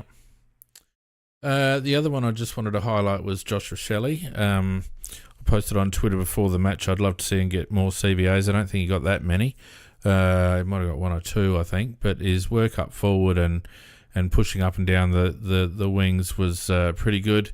16 touches, 11 contested, 4 inside 50s, 402 metres gained, 9 score involvement, 6 tackles, and of course 5 goals.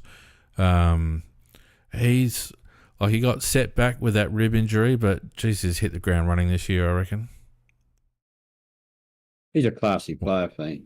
He's got absolute class, and I like it that at the moment they don't seem to be trying to make him into a bloody robot. They're allowing him to celebrate it. Look, he's got that Italian background in him, and who doesn't loves to Rashido hate that as well? Rashido hates that as well. He always talks. I know. What did he say? He just said, loves the celebration. It's like, well, so does half the bloody competition. Yeah. And when you've got an emotional guy like Rochelle, and then he's got that Italian background in him, he plays his best, but he celebrates like that. I mean, you remember his very first game when he kicked his 5 goals, I think it was in his first game. He was celebrating all over the place. I mean, that's why I was so furious. I mean, I know the T thing wasn't probably politically correct, but I loved it. It was bloody hilarious. Yeah, and to drop a guy for that, and I think Nick's got a great big X on his forehead from me over that. I mean, but they'd say that look how he's turned out this year. It was obviously the right thing to do, and I reckon that's He's already an done that. incorrect correlation, I reckon.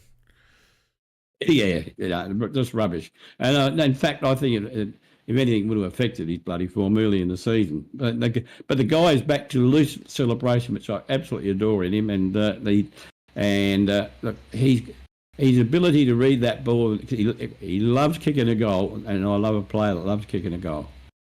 He's good. Brownie, you were on the fence about Rash, as was I for a little while.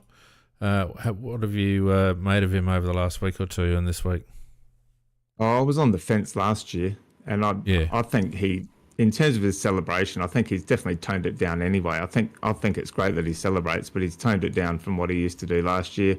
He's clearly more of a team-focused player this year. Agreed. Very much so. I think I had a bit of an issue with his disposal, but I think his pre-season's done, like he's turned the corner because his disposal is a lot better. He's hitting targets. He's not only kicking, he's always been able to kick a goal under pressure, with very little time to think. But now he's starting to kick those goals from 40, 50 metres out on a set shot, which he struggled to do a bit last year. So, no, I'm completely convinced, and I think he's an elite small forward now, and the fact that we can run him through the midfield, and whilst he only had 2, I think, centre-bounce attendances, and he didn't get any clearances, he did get his hands on the ball, and he got tackled, and it Nearly turned got over, one. but he is just he's a weapon, and I don't know why he only had 2 attendances. I'd be pushing him through there a bit more, but at least he got his opportunity up forward, and he made the most of every opportunity he got today. NT Rabbit just elevating the podcast with the insertion of some Latin on the chat. Well done, mate. Who haven't I asked? Have I asked you, Mac? Yeah, you did. Just have asked me, mate. Well, about Rash. Nothing changes.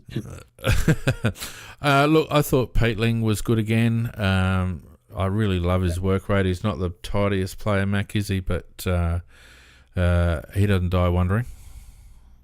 He's very courageous, isn't he? He goes in for the hard ball, and he's very good at either winning the hard ball or holding the hard ball, and he's not scared of risking his bloody limbs and the head. He just goes in where angels fear to tread. I love him. He's a good get. He's a good addition to our midfield because he's got pace, he just adds to our midfield a quality that we didn't have before, with that pace and toughness as well. So he's a really good get, and he's actually still in the process of growing. He was a late bloomer. Agreed. He only really started to bloom second half of last year, and He's I only still 60 think the best of games him, in or something. Yeah, the best of him's still yet to come. He'll end up being a real piece of gold for us. Yeah. Rankin, big man, interested in your thoughts at the ground. Seemed to start slowly, but ended up with some pretty good numbers, 23 disposals, 502 metres gained, 6 clearances. Seemed to work into the game after quarter time. Yeah, it was an interesting game from Rankin. I wouldn't say it's his best game he's ever played. He's got no problem finding the balls or anything like that, but it's just some of his execution. It wasn't as bad as last week, but yeah, he's just his ball use and decision making just been a bit off recently. So it was so clinical in the first month or so. So I mean that's just how it goes. Sometimes I like to think he tightens things up a little bit. But what I love about him is that he just lowers the eyes, particularly going forward. He's got that beautiful little 15-meter dab that he does, when he gets going, there's not many that can stop him. So his contested numbers again this year are really good. Like they were good last year, and they're probably even better this year. So he's not exactly shy around the ball. He wins his fair share of his own pill.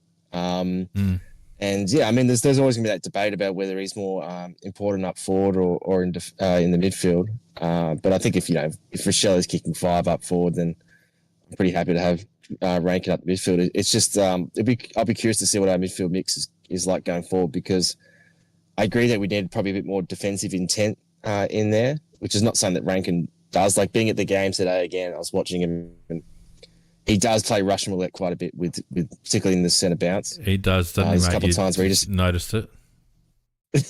well, a couple of times I noticed like, oh gee, he really let his opponent just go there. Like he I think he tries to predict the future, and sometimes it just doesn't quite work out, and he gets left on his own. So, but I do like the fact we've got someone in our team that's actually willing to do that.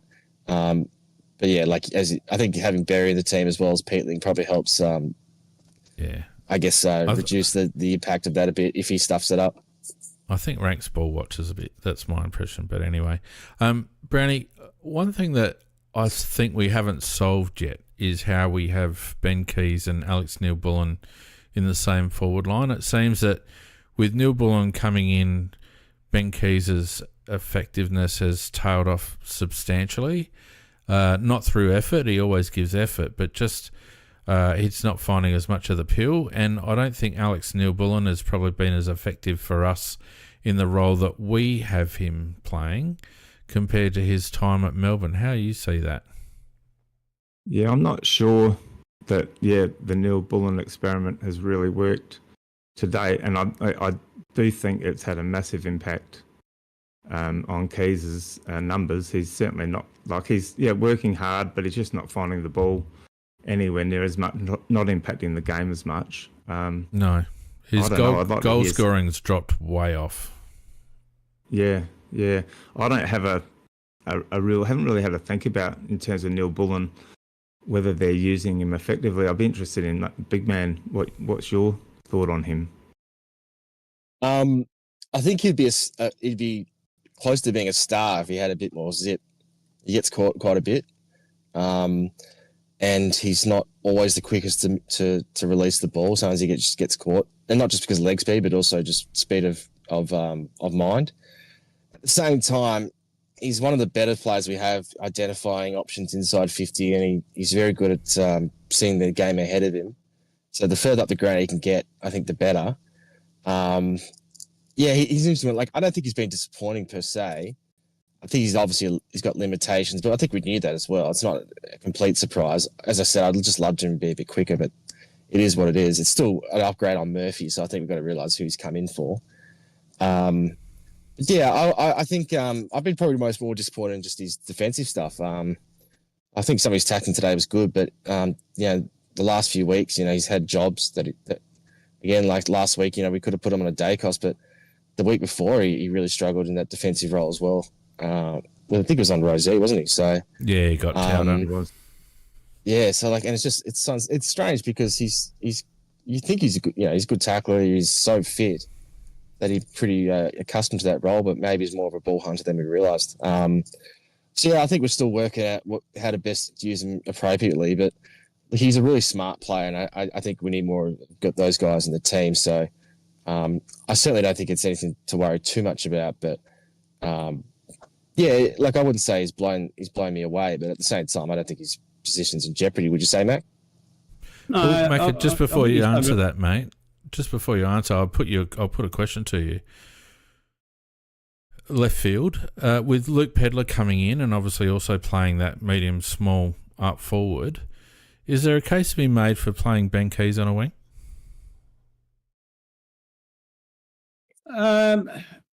Okay, it's not a stupid suggestion. Ben Keys, he likes to roam, and he's got the stamina. Yeah, he has played. No, it's actually quite a good suggestion of anything. He's prepared to cover a lot of ground and work hard. I could see him playing that role. I think it would stiffen us. I think it would stiffen us up on defensive transition, like when we're defending. I think he's a hard worker.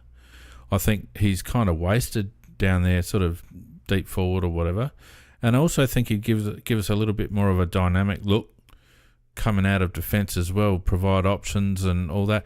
His disposal was obviously a little bit of a worry, but I reckon he's got a lot. Like he's not like he's played midfield. He knows what the position is. I don't know. Yeah, at the moment he's been a little bit wasted and he hasn't been having the effect of last year. And Big Man's comments about Neil Bullen are quite right. He doesn't need a lot of possessions to do good things because he does make very good decisions. So, and in some ways, he's sort of crowding into Keys' territory a little bit. Look, I've often thought that Keysy at least should get a run on the ball. So it's certainly not. It wouldn't be a stupid experiment to try, put it that way. Maybe it would have been one for a game against a low team like West Coast. Yeah, that would have been a good game to try it. I'll be honest. All right. I like the left field suggestions. This one, I'm like, well, look, I know like we've had Scholl last year and he doesn't really fit the bill in every way, but I do like my wingman to have good foot skills and also be pretty good overhead, which I don't think the Keys is either of those two. So look, I think he's really clean at ground level, and he finds heaps of the pill. He's a natural ball winner. I don't know not at the moment. His skill set. No, he's not at the moment, but when he's playing midfield, I mean. So I just feel like, and his work rate's obviously tremendous. So I don't know. I just feel like his skill set's probably not suited particularly to a wing. I think that's a position that would be best suited to other players. But I do like the left field thinking at least, because obviously that's not something Nick's is particularly adept at. Well, the reason I say it is because Ben Keys was our best and fairest winner last year, our joint best and fairest winner last year. And it seems to me that he's still putting in the effort, and yet we're getting half the output. And we've had James Peatley come in, we've had Alex Neil-Bullen come in, and I feel like for all Ben's faults, I would pick Ben Keys over Alex Neil-Bullen every day of the week, because you just get more out of him, right? And I don't have a problem with Alex Neil-Bullen. I would just pick Ben Keys ahead of him. So I just wonder whether we're getting enough out of him based on how we're playing him, and whether it would be worth getting him up the ground a little bit more, even if we were to maybe swap Neil-Bullen and play Neil-Bullen deeper and have Keys hitting up a little bit more, playing up around that high half forward. I just feel like we're not getting enough value out of him. Yeah, look, it's not such a silly idea, but perhaps if they rotate during a game or something like that to create a little bit of confusion with the players that are standing them. So we're definitely not getting as much out of Keys as we used to. But I mean, Neil-Bullen's contribution is never going to be like in the 20s. He's always going to be somewhere between 12 to 18 max. Well, see, I disagree with that. I disagree with that, because last year his output was far higher than that, Macca. He came fifth in their best and fairest. He came fifth in their best and fairest last year. He did play a lot more in the guts though at Melbourne. Yeah, well, that's the point, right? So, yeah, like he can. I wonder whether we're playing either of them correctly, or whether there's room for both of them in that forward line, and I don't think it would be worthwhile considering dropping either of them, but I certainly think the way we use them needs to be looked at. I don't think we're getting the most out of either of them, to be honest with you. Well, neither of them actually set the world on fire, but they haven't. I didn't think that Neil-Bullen was hopeless on the weekend. I mean, he had the 14 possessions, he did kick a goal, there was a couple of good... No, I'm not saying he was hopeless. I'm saying we're not getting enough out of them because they're not around the ball enough for whatever reason. Yeah, well, I don't know. Sometimes the solutions aren't that easy, Fane. And your suggestion of putting Keys on a wing, Big Man sort of did shoot it down a little bit in flames, because he didn't like his disposal, etc. He can't mark very well, Keysy. Like, I don't trust him in the air. He's a bit iffy with his marking, but. Look, you could actually look at Neil-Bullen on the wing, if anything, because he's not fast enough. Smarts. It's not fast enough. No, but I mean, not. It's neither Scholl and Billy Dowling. That's why he's not playing. I'm just saying, like, I'm saying, I do, like I said, I think it's interesting to have ideas. Like, maybe you could even look at, I know, if we had a Hugh Bond in the team, you could almost look at Max Michaelani on a wing almost, but Yep. We prefer playing him in defence. I think there's definitely an area of concern there with the wings, because Cumming on paper sounds like a great wingman, but he's such a natural intercept player. He reads the ball beautifully in flight. He's a real glider, and he likes to drift in front of contests and everything, and he's a really good ball user, but he's not, for someone who tests very quickly with his speed, he's actually not really much of a run and carry player. And he's right now he's just struggling to find much of the pill. I actually thought he looked a bit tired and fatigued today, so I don't know if he's starting to hit a bit of a wall or not. He might be in need of a rest. But it's I do think we haven't got that quite right. It's probably one of the more glaring issues in our team. Brownie, any thoughts on that as the people in the chat try to dictate how we run the podcast? What, in terms of Neil Bullen, you're saying? I could see him pushing him through the midfield a bit more. Oh, okay. Well, I think if you push Neil Bullen through the midfield a bit more and Fred Keys up forward, he'd benefit. I'm not sure about the wing. I think he's got a good penetrating kick. I just worry about his ability to hit like a lead up forward regularly. As a wingman, I think that's a glaring deficiency we got, and we've got to find someone to fill that void. All right, well, let's wrap that up because the natives are getting restless there in the chat, and God help us if we start talking football. So let's move on. Look, it was a good win. We're in the top four. There's a lot to like about how we're going about it. There's areas of concern. But top four is top four at this stage, and as I said, I'm happy to park the bus until the bye and see where we're at there. So all good. Right, Macca, it's time for your moment of glory, mate. Okay, mate. Alrighty, and Geelong 27-127 to Western Bulldogs 16-17. 113. The AFL obviously reacting to the news regarding Troy panel during the week and deciding that Western Bulldogs weren't going to get a good run with the umps. But it was a good game nonetheless. Look, it was a high-scoring, high-entertainment game, Pete, and Bailey Smith played an outstanding game. He was a hero for the Cats and he was a villain for the Dogs, but overall, I have to say, I don't like the guy, but I think he played very well. Basically the difference between the two teams, there was Cameron, who they stole off another club, of course, and Neil, a big tall forward who had his best game for the year, and they kicked 6 and 5 goals respectively. But it was a very, very good spectacle to watch. Yeah. Bulldogs pretenders. They've basically played and beaten the same teams that we've played and beaten up until now. Yeah, I was going to call them almost rather than pretenders. Okay. Essendon 11-15 got over Richmond in the end. 8 goals, 10-58. Not a huge spectacle of a game, that one, for a Friday night showcase Dreamtime event, but apparently they own it, so... Well, I thought it was a direct contrast to the previous game, which was a highly entertainment. This one wasn't.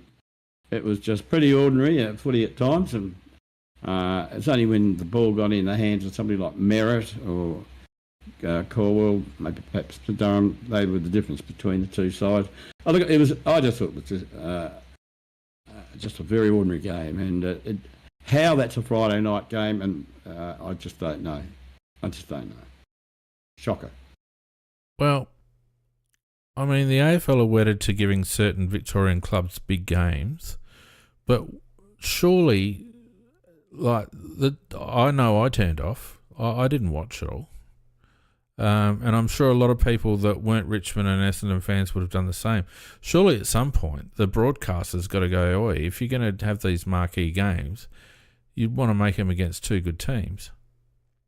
Exactly. It was just, I mean, it was a stinker of a game. It was. Low quality. In contrast, the next one wasn't too bad. The Giants getting up in the end 17-8, 110 to Carlton 12-10, 82. Probably a fair indication of where both those teams are at, I think. Yeah, well, look, this is the Blues' big opportunity. The Giants had only won one of their last 5 games, but no, the Blues, they know how to lose. And they had started off okay, but as the game went on, they just gradually slipped away to another defeat. And, I think Bossy's job's going to start to get into trouble, I think. Toby Green, actually, he was outstanding. He played as a mid for a change, absolutely dominated it with 30-something possessions and kicked 3 goals. He's a star. Yeah, maybe just working his way back into some fitness. He looked a bit underdone at the beginning of the year, Macca, but him coming back into some form and Jesse Hogan up forward, and they look a different side, don't they? Yeah, they do. They do. Yep. Hawthorn hung in there for a while, but couldn't get over the lines at the G, which was an important win for Brisbane. Hawthorn 8-12-60 to Brisbane 14-9-93. Yeah, look, at the first quarter, it was a real genuine tussle, and I thought, well, this is going to be on for young and old, and maybe Hawthorn might actually knock Brisbane over here. But no, look, in Brisbane's midfield with Ashcroft, McCluggage and Lockie Neal, these are quality midfielders, and they dominated the rest of the game. And really, it was in I think it was the second quarter that they kicked 7 goals to 2, and that basically was, got a good margin up and maintained that to the end. So I think one thing I will say about Hawthorn, Sicily is so far out of form. He's just looking like a bloke that can't play at the moment. Yeah, he's dropped off a cliff. I also think that they just need another genuine forward. I don't think Chol's the answer. He's too inconsistent. I think they need another. I wouldn't mind betting they go after somebody in the off-season. They don't seem to be shy about going after other players. Yeah, they don't have that quality forward. You're quite right there, Fane. And then we had North and Collingwood. North put up a fight for a little while and then got destroyed, 9-9-63 to 15-18-108. Yeah, look, you got a hand at the Collingwood. I mean, they had 2 withdrawals just before the game started, and they had 6 senior players out. And North Melbourne, they did pretty well. They got up to a 9-point lead at half time, and they are a team of the future. There's no doubt about that. They've been at the bottom end of the draft for so long. They've got so many good draft picks. But after time, the Dacos boys said, well, we've had enough of this. And Nick ended up with 38 and Josh with 31. And Elliot said, I'll have 5 goals. And in the end, they just drew away and won by 45 points. Very good team. Yeah, Collingwood had a few out too. Certainly weren't full strength. Yeah, 6. They had 6 out. Yeah. The Dockers doing us all a favour, and don't Port look absolutely woeful at the moment. 15-10, 100, 7-9, 59. I know we got towed up over there too, but Port don't look anywhere near it. And if I was Nasiah Wanganeen Millerer, I would be looking at that and going, do I really want to go from St Kilda to a team like that when I can go to the Crows? Nasiah, if you're listening. Yeah, I hope he's listening, and I hope he takes your advice there, Fiend, because, like you said, I think it's a very good. Look, Port are terrible. They are really terrible at the moment. It was a Shocking. very poor effort. I mean, they got 8 points down at half time in a very wet scrambly affair, and the weather helped them to be only 8 points down. But after that, there was just 9-4 to 2-5 in the second half, and They just didn't look like it. Well, gee whiz. They really stuffed up with this dual coach situation. This who's the boss type thing. Is it? Yeah. Is it Let's not get bogged down. It's not the Port Adelaide podcast, mate. No. Well, I'm actually. I one-line answers will do. No, I just want to make one more comment about them. I think that they keep trading away their future. They keep but we've said that 100 times. Nobody cares, Mac. Shit team. Yeah, go on to the Port podcast. Melbourne had a really good win against a Sydney team who are also struggling a little bit for personnel. Melbourne, though, 5 on the trot now, I think, or 5 out of the last 6 or something like that. 19-17, 131 to Sydney, 12-6, 78. Yeah, I think it's 5 of the last 6 now for them. Gorn absolutely dominated. Petrarca, Oliver, Langan, they all had a picnic. Because Pickett, oh God, he's a good player. You know, he just whether he was on the ball, he was up forward. He kicked 5 goals and had runs on the ball. And Sydney only had really 2 good players, Heaney and Warner again. So I mean, if you know, I hope the coach is bloody listening. Look, just to put something on those guys, cut them out the game, and we can win the bloody game. But you probably won't. And the last game of the round was fairly interesting. St Kilda just kept hanging in, but it just lacked a little bit of class up forward to get the job done in the end, and went down by 19 points, 8-13-61 to Gold Coast 12-8-80. Yeah, look, I think it's a fairly good summary of what you said there. Also, a little bit of I think just a little bit more class and a more overall strength in the Gold Coast midfield as well, which is just, you know, I thought St Kilda were fairly brave, but Gold Coast too good. Yeah. So where are we? We'll have a look at the ladder real quick. And it shows after 11 rounds, Collingwood on top on 36, Brisbane on 34 with the draw, of course. The Suns on 32 with a game in hand. And that game is against Essendon, so really they're on 36 too. Adelaide on 28 with a superior advantage over Geelong and Hawthorn, also on 28.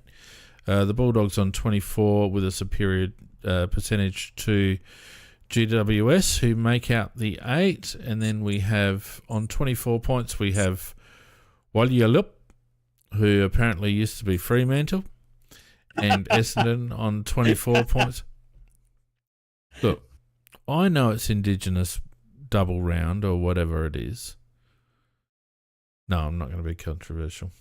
No, don't say it, please, because I agree with you. Can we? I agree with you. It's just, I think it's cultural appropriation, to be honest with you. There never was a football team under that name that ever played there. Never, ever. Well, the name that we've taken this week, Kawana, is not actually, we usually say Ghana, but the Kawana is actually, it's the Aboriginal name for a crow. So we're actually called the Crows this week. Not Adelaide. Okay. I honestly, I have nothing against Doug Nicholls' round at all. And I love the Guernseys. I actually thought the West Coast Guernsey was fantastic this week. They should adopt that yoke Guernsey, I reckon, with an eagle in the middle. But taking on the names and using it in commentary and all the rest of it, to me, Brownie, I don't know what you think, but I think it's cultural appropriation.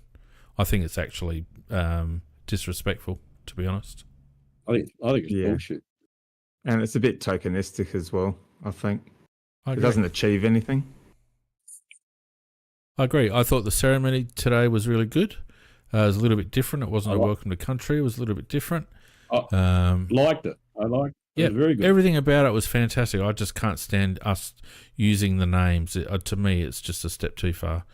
Anyway, Melbourne on 20, Carlton on 16, along with Sydney and St Kilda, along with Port, and then Richmond on 12, North on 10, and West Coast on 4. So I reckon we're down to 11,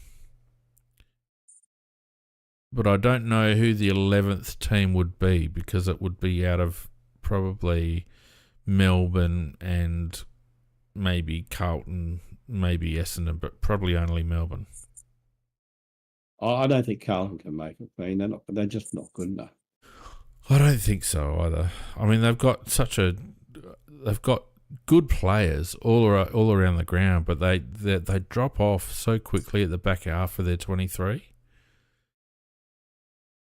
So it's down to 11. They certainly do. Yeah. I think all it is. righty. Sorry, mate. Go on. No, I was going to say that I think the ones below that they're not going to go anywhere. They're just going to be getting good draft at the end of the year. Yeah. All right. Well, before we finish up, and it's been a pretty good podcast tonight, and we've still got a little bit of time if anyone wants to jump on and have their say before we finish up. So let's turn our attention to next week, Brownie, shall we? And we have Sydney and Sydney. They've got a few out, a few injuries. It looks like Callum Mills might miss a week or two. I'm not sure how that's going to end up. So they're going to be a bit light on. I will be controversial and say if we had full selection integrity, Tex Walker would not be selected. Thoughts? You're right in saying that, but there's not a chance in hell he doesn't play. If you looked at the picture of him during the broadcast today, he was looking like his bloody bottom lip was out. He wasn't happy not being on the field, and there's no way they're not going to pick him this week. So, you're right, Brownie. I did notice that he did look a bit pissed off, didn't he? absolutely. Big man.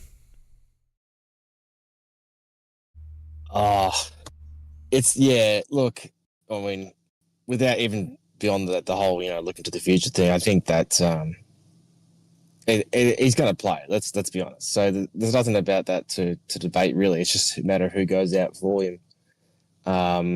Is it a ground for three tools, though, up forward? Like, it's really not. Traditionally, centre forward gets a ball kicked over his head. Sydney played three talls last year there, and they obviously did pretty well, though. And that was with pretty ordinary tall forwards as it was. No, I understand what you're saying. We haven't played there enough to really know. I just suspect we'll go back to what we know in terms of our setup. I just, like I was going to say, it's just a matter of who goes out more than who comes in. I think Tex is probably the only player that comes in unless there's an injury. Yeah, well, I think, given that, I agree with you. I think Tex comes in irrespective. I would be disappointed if anyone other than Zach Taylor was dropped, to be honest with you. I think Zach's probably ready for a run in the twos and a refresh. I would hate to see Sid dropped, even though keeping him in means keeping him as a sub most likely. And you wonder, Macca, you mentioned earlier, and I don't necessarily disagree with you, that he needs a full run in the midfield somewhere, for God's sakes, whether it's in the A's or the B's. He does. So, I mean, what do you think, Jeff? Is it as simple as Taylor out for Walker in? Yeah, I can't see them doing anything else. I wouldn't mind someone like maybe Isaac Cumming having a rest as well, so we could get one of the other youngsters in. But I don't think they're going to try it when we're away against Sydney. I think they can see if we can win this game, we solidify our place in the top four, and he's going to be risk averse. So I think the fact that he dragged Zach off today, that sort of is the sign that he's probably the one on the outer. Whether he does the double and gets dumps Sid, I'd like to think at worst Sid's on the bench, but I'd love to find a way to get him to start and give someone else a start on the bench, whether that's Cumming or someone else or Miller. I don't know who, but Pedler. But I thought Pedler did enough to. I don't think he deserved to. Well. I don't think he deserved to be the sub, but I think we need to be creative to try and get Sid a full game. And I don't think, I think Walker definitely does come back in. Did I think our forward line? I don't think we're crying out for him when he's not there. I think Fogarty and Thilthorpe function pretty well together, and I think it's not a glaring loss that it used to be, because Thilthorpe's just he's marking the ball like a beast now. He's stepped up. Probably a better contested mark than we expected he was going to be 12 months ago. So I don't think we'd miss Walker, but it won't happen. No. Macca, do we go head-to-head Dawson on Heaney, or do we try and lock Heaney down with somebody else? Well, if I was a coach, I would actually be using somebody else, like a Bond. Bond's not going to play against Heaney, for God's sake. Heaney will jump all over him. Well, actually, Heaney is a very good player. But they're the two players. There's only two players I think that can really cause us the massive grief, and that's Warner and Heaney. I think if we keep them to reasonable games, they might have not good games, but only reasonable game. I still think we should be able to win this game by about somewhere between three to 5 goals somewhere in that range, because they are really struggling at the moment. I watched them today, and they are struggling, and without those two players, they'd be getting kicked off the park. They didn't really answer my question. No, look, I don't know that we've actually got the right players to actually. I think that somebody more like a Peatling, who's got the pace to go with them, is probably more the man. I don't think Dawson's the right man for tagging, because he's not the fastest. No, more of a. I think Dawson playing on Heaney makes Heaney more accountable, I think. So I think it'd be more of a head-to-head situation rather than I wouldn't say it would be a tag. I would just say you play Dawson on Heaney and let them go one out. Not forgetting that Geordie played for Sydney and therefore probably knows Heaney's game very well. Yeah. I mean, yeah. I just want to make one comment about Dawson. Can you name another player that plays in the AFL that can play every position on the ground? And I mean every one except ruck. I reckon Bonds could. Who? I reckon Bonds and Pelly could. Yeah. If I reckon Bonds could play anywhere if he was allowed to. I reckon Dangerfield could too. Well, I'm talking about all the key position players. I'm talking about all the flanks. I'm talking about all the wings, all the pockets. When you said anywhere on the ground, we kind of got that. Yeah, I just think he's just an amazing player. Just an amazing player. Oh, no doubt. Yeah. Well, and that's why I think he'd be a great matchup for Heaney to make Heaney accountable. Because I think Heaney loves getting ahead of the ball. And he does. I think Geordie playing on Isaac and making Isaac go with him when Geordie goes forward would make Heaney a bit uncomfortable. I just have to quote Vardy Magic's comment in the chat. Dangerfield would comment on himself too. Yeah, you're right. And give himself the 3 votes at the end. Yep. Oh, that's a absolute classic, Vardy. Yeah, but I've got such great admiration for Dawson. He's just such a great player. But yeah, look, I think more it might be one of those things where they rotate players on him because Heaney has got very good endurance and he's a very good player and he keeps running all day. So look, I think that if I was the coach, I would be working out a trio of players to work would go with him. Dawson would have a turn, obviously. Peatley would have a crack at it as well. Who else would we put there? I'm sure we'll find another one to put on him. But just he is such a good player. I mean, he's the heart and soul of Sydney at the moment. Big man. I mean, Dawson's going to have the row bottom tag as it is, so it's going to be interesting to see what they do there. I'll be interested to see who James Jordan goes to as well, whether they put him in the guts to play on Rankin.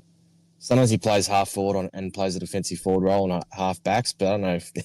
I don't think we've got any half backs that are worth tagging. So, yeah, I wouldn't be surprised if both Dawson and Rankin get a fair bit of attention.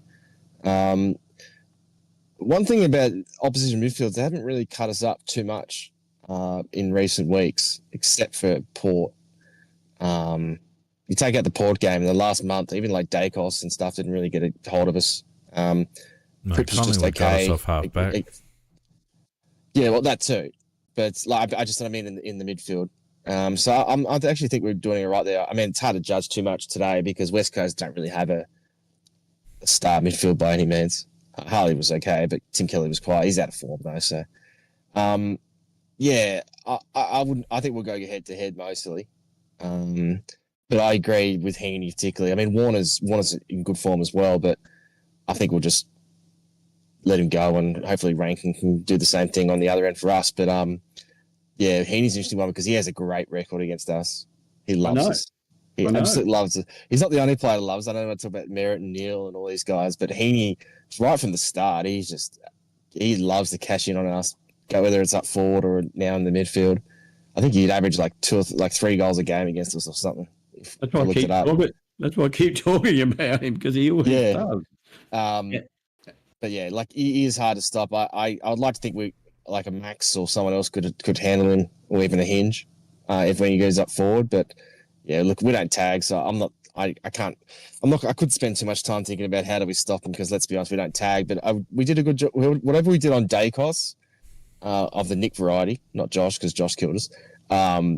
I'd love to see us apply whatever we did that to Heaney, even though there are different players. That was Peatling mostly, I think. Well, yeah, and look, completely handle Heaney overhead, probably not, but not many can. And I just get, the way Dawson plays, I think it's, as much as I think he would be able to match Heaney in those regards, we've got to be careful we don't take away our own strengths as well, because... oh, no, I actually think my thing is not to negate Heaney. My thing is to make Heaney uncomfortable, because Geordie's a good player in his own right, and he would if he started racking up the ball, they'd have to start thinking about it. Anyway, the other thing that I noticed pop up in the chat, I think it was 1990, raised a point: is it worth us going one shorter in defence, given their forward setup, and dropping maybe Geordie Butts for maybe a Charlie Edwards? Actually, not a bad plan, because Butts was pretty average today. He wasn't effective at all, so you could justify that, playing a smaller back line, and that's one way to get Edwards in. Mac? So they got Big man. So I'm going to say they got Joel Hamling, Peter Adams, and Hayden McLean. So they do have sort of a three tools up there. They're just not particularly good. I'd be shocked. I don't think they play all three of them at once on the ground, though. No. Well, I reckon we could cover them with Keane and Worrell, to be honest with you. I think that's fair. Yeah, but I do think it's very unlikely, though, that they will bring Edwards in anyhow. Whether it's Edwards or someone else, the question is more about whether we should drop Butts and go shorter. Oh, look, I think we should, but we're talking about the coach. I'm sure he won't. Okay. All right. My opinion is that this game is all about our mindset, because we're a top four side now that's playing a bottom six side, and yes, it's on their home deck, but given it, I think this will be a test of whether we are ready to actually accept that we're a top four side or a top six side, and be really assertive the way that we play. If we come out trying to minimise their strengths and be negative and all the rest of it, I think we'll get done. But if we come out on the attack and playing like, a contending side, then I think we've got a good show of winning the match. What do you think, big man? Yeah, it's a good point, Fiend. This is a real mental test, isn't this one? Because we're a team that's in reasonable form, and Sydney not so much. Now, I know they won against Carlton last week, but Carlton aren't going exactly gangbusters either. So they're very gettable, but Nick's hasn't got a great record against Sydney. I would like to know, have we actually beaten Sydney since Nick's took over? If we have, it's a while ago. Now, I know they've been pretty decent in that time, but I wouldn't be shocked if we actually haven't beaten there.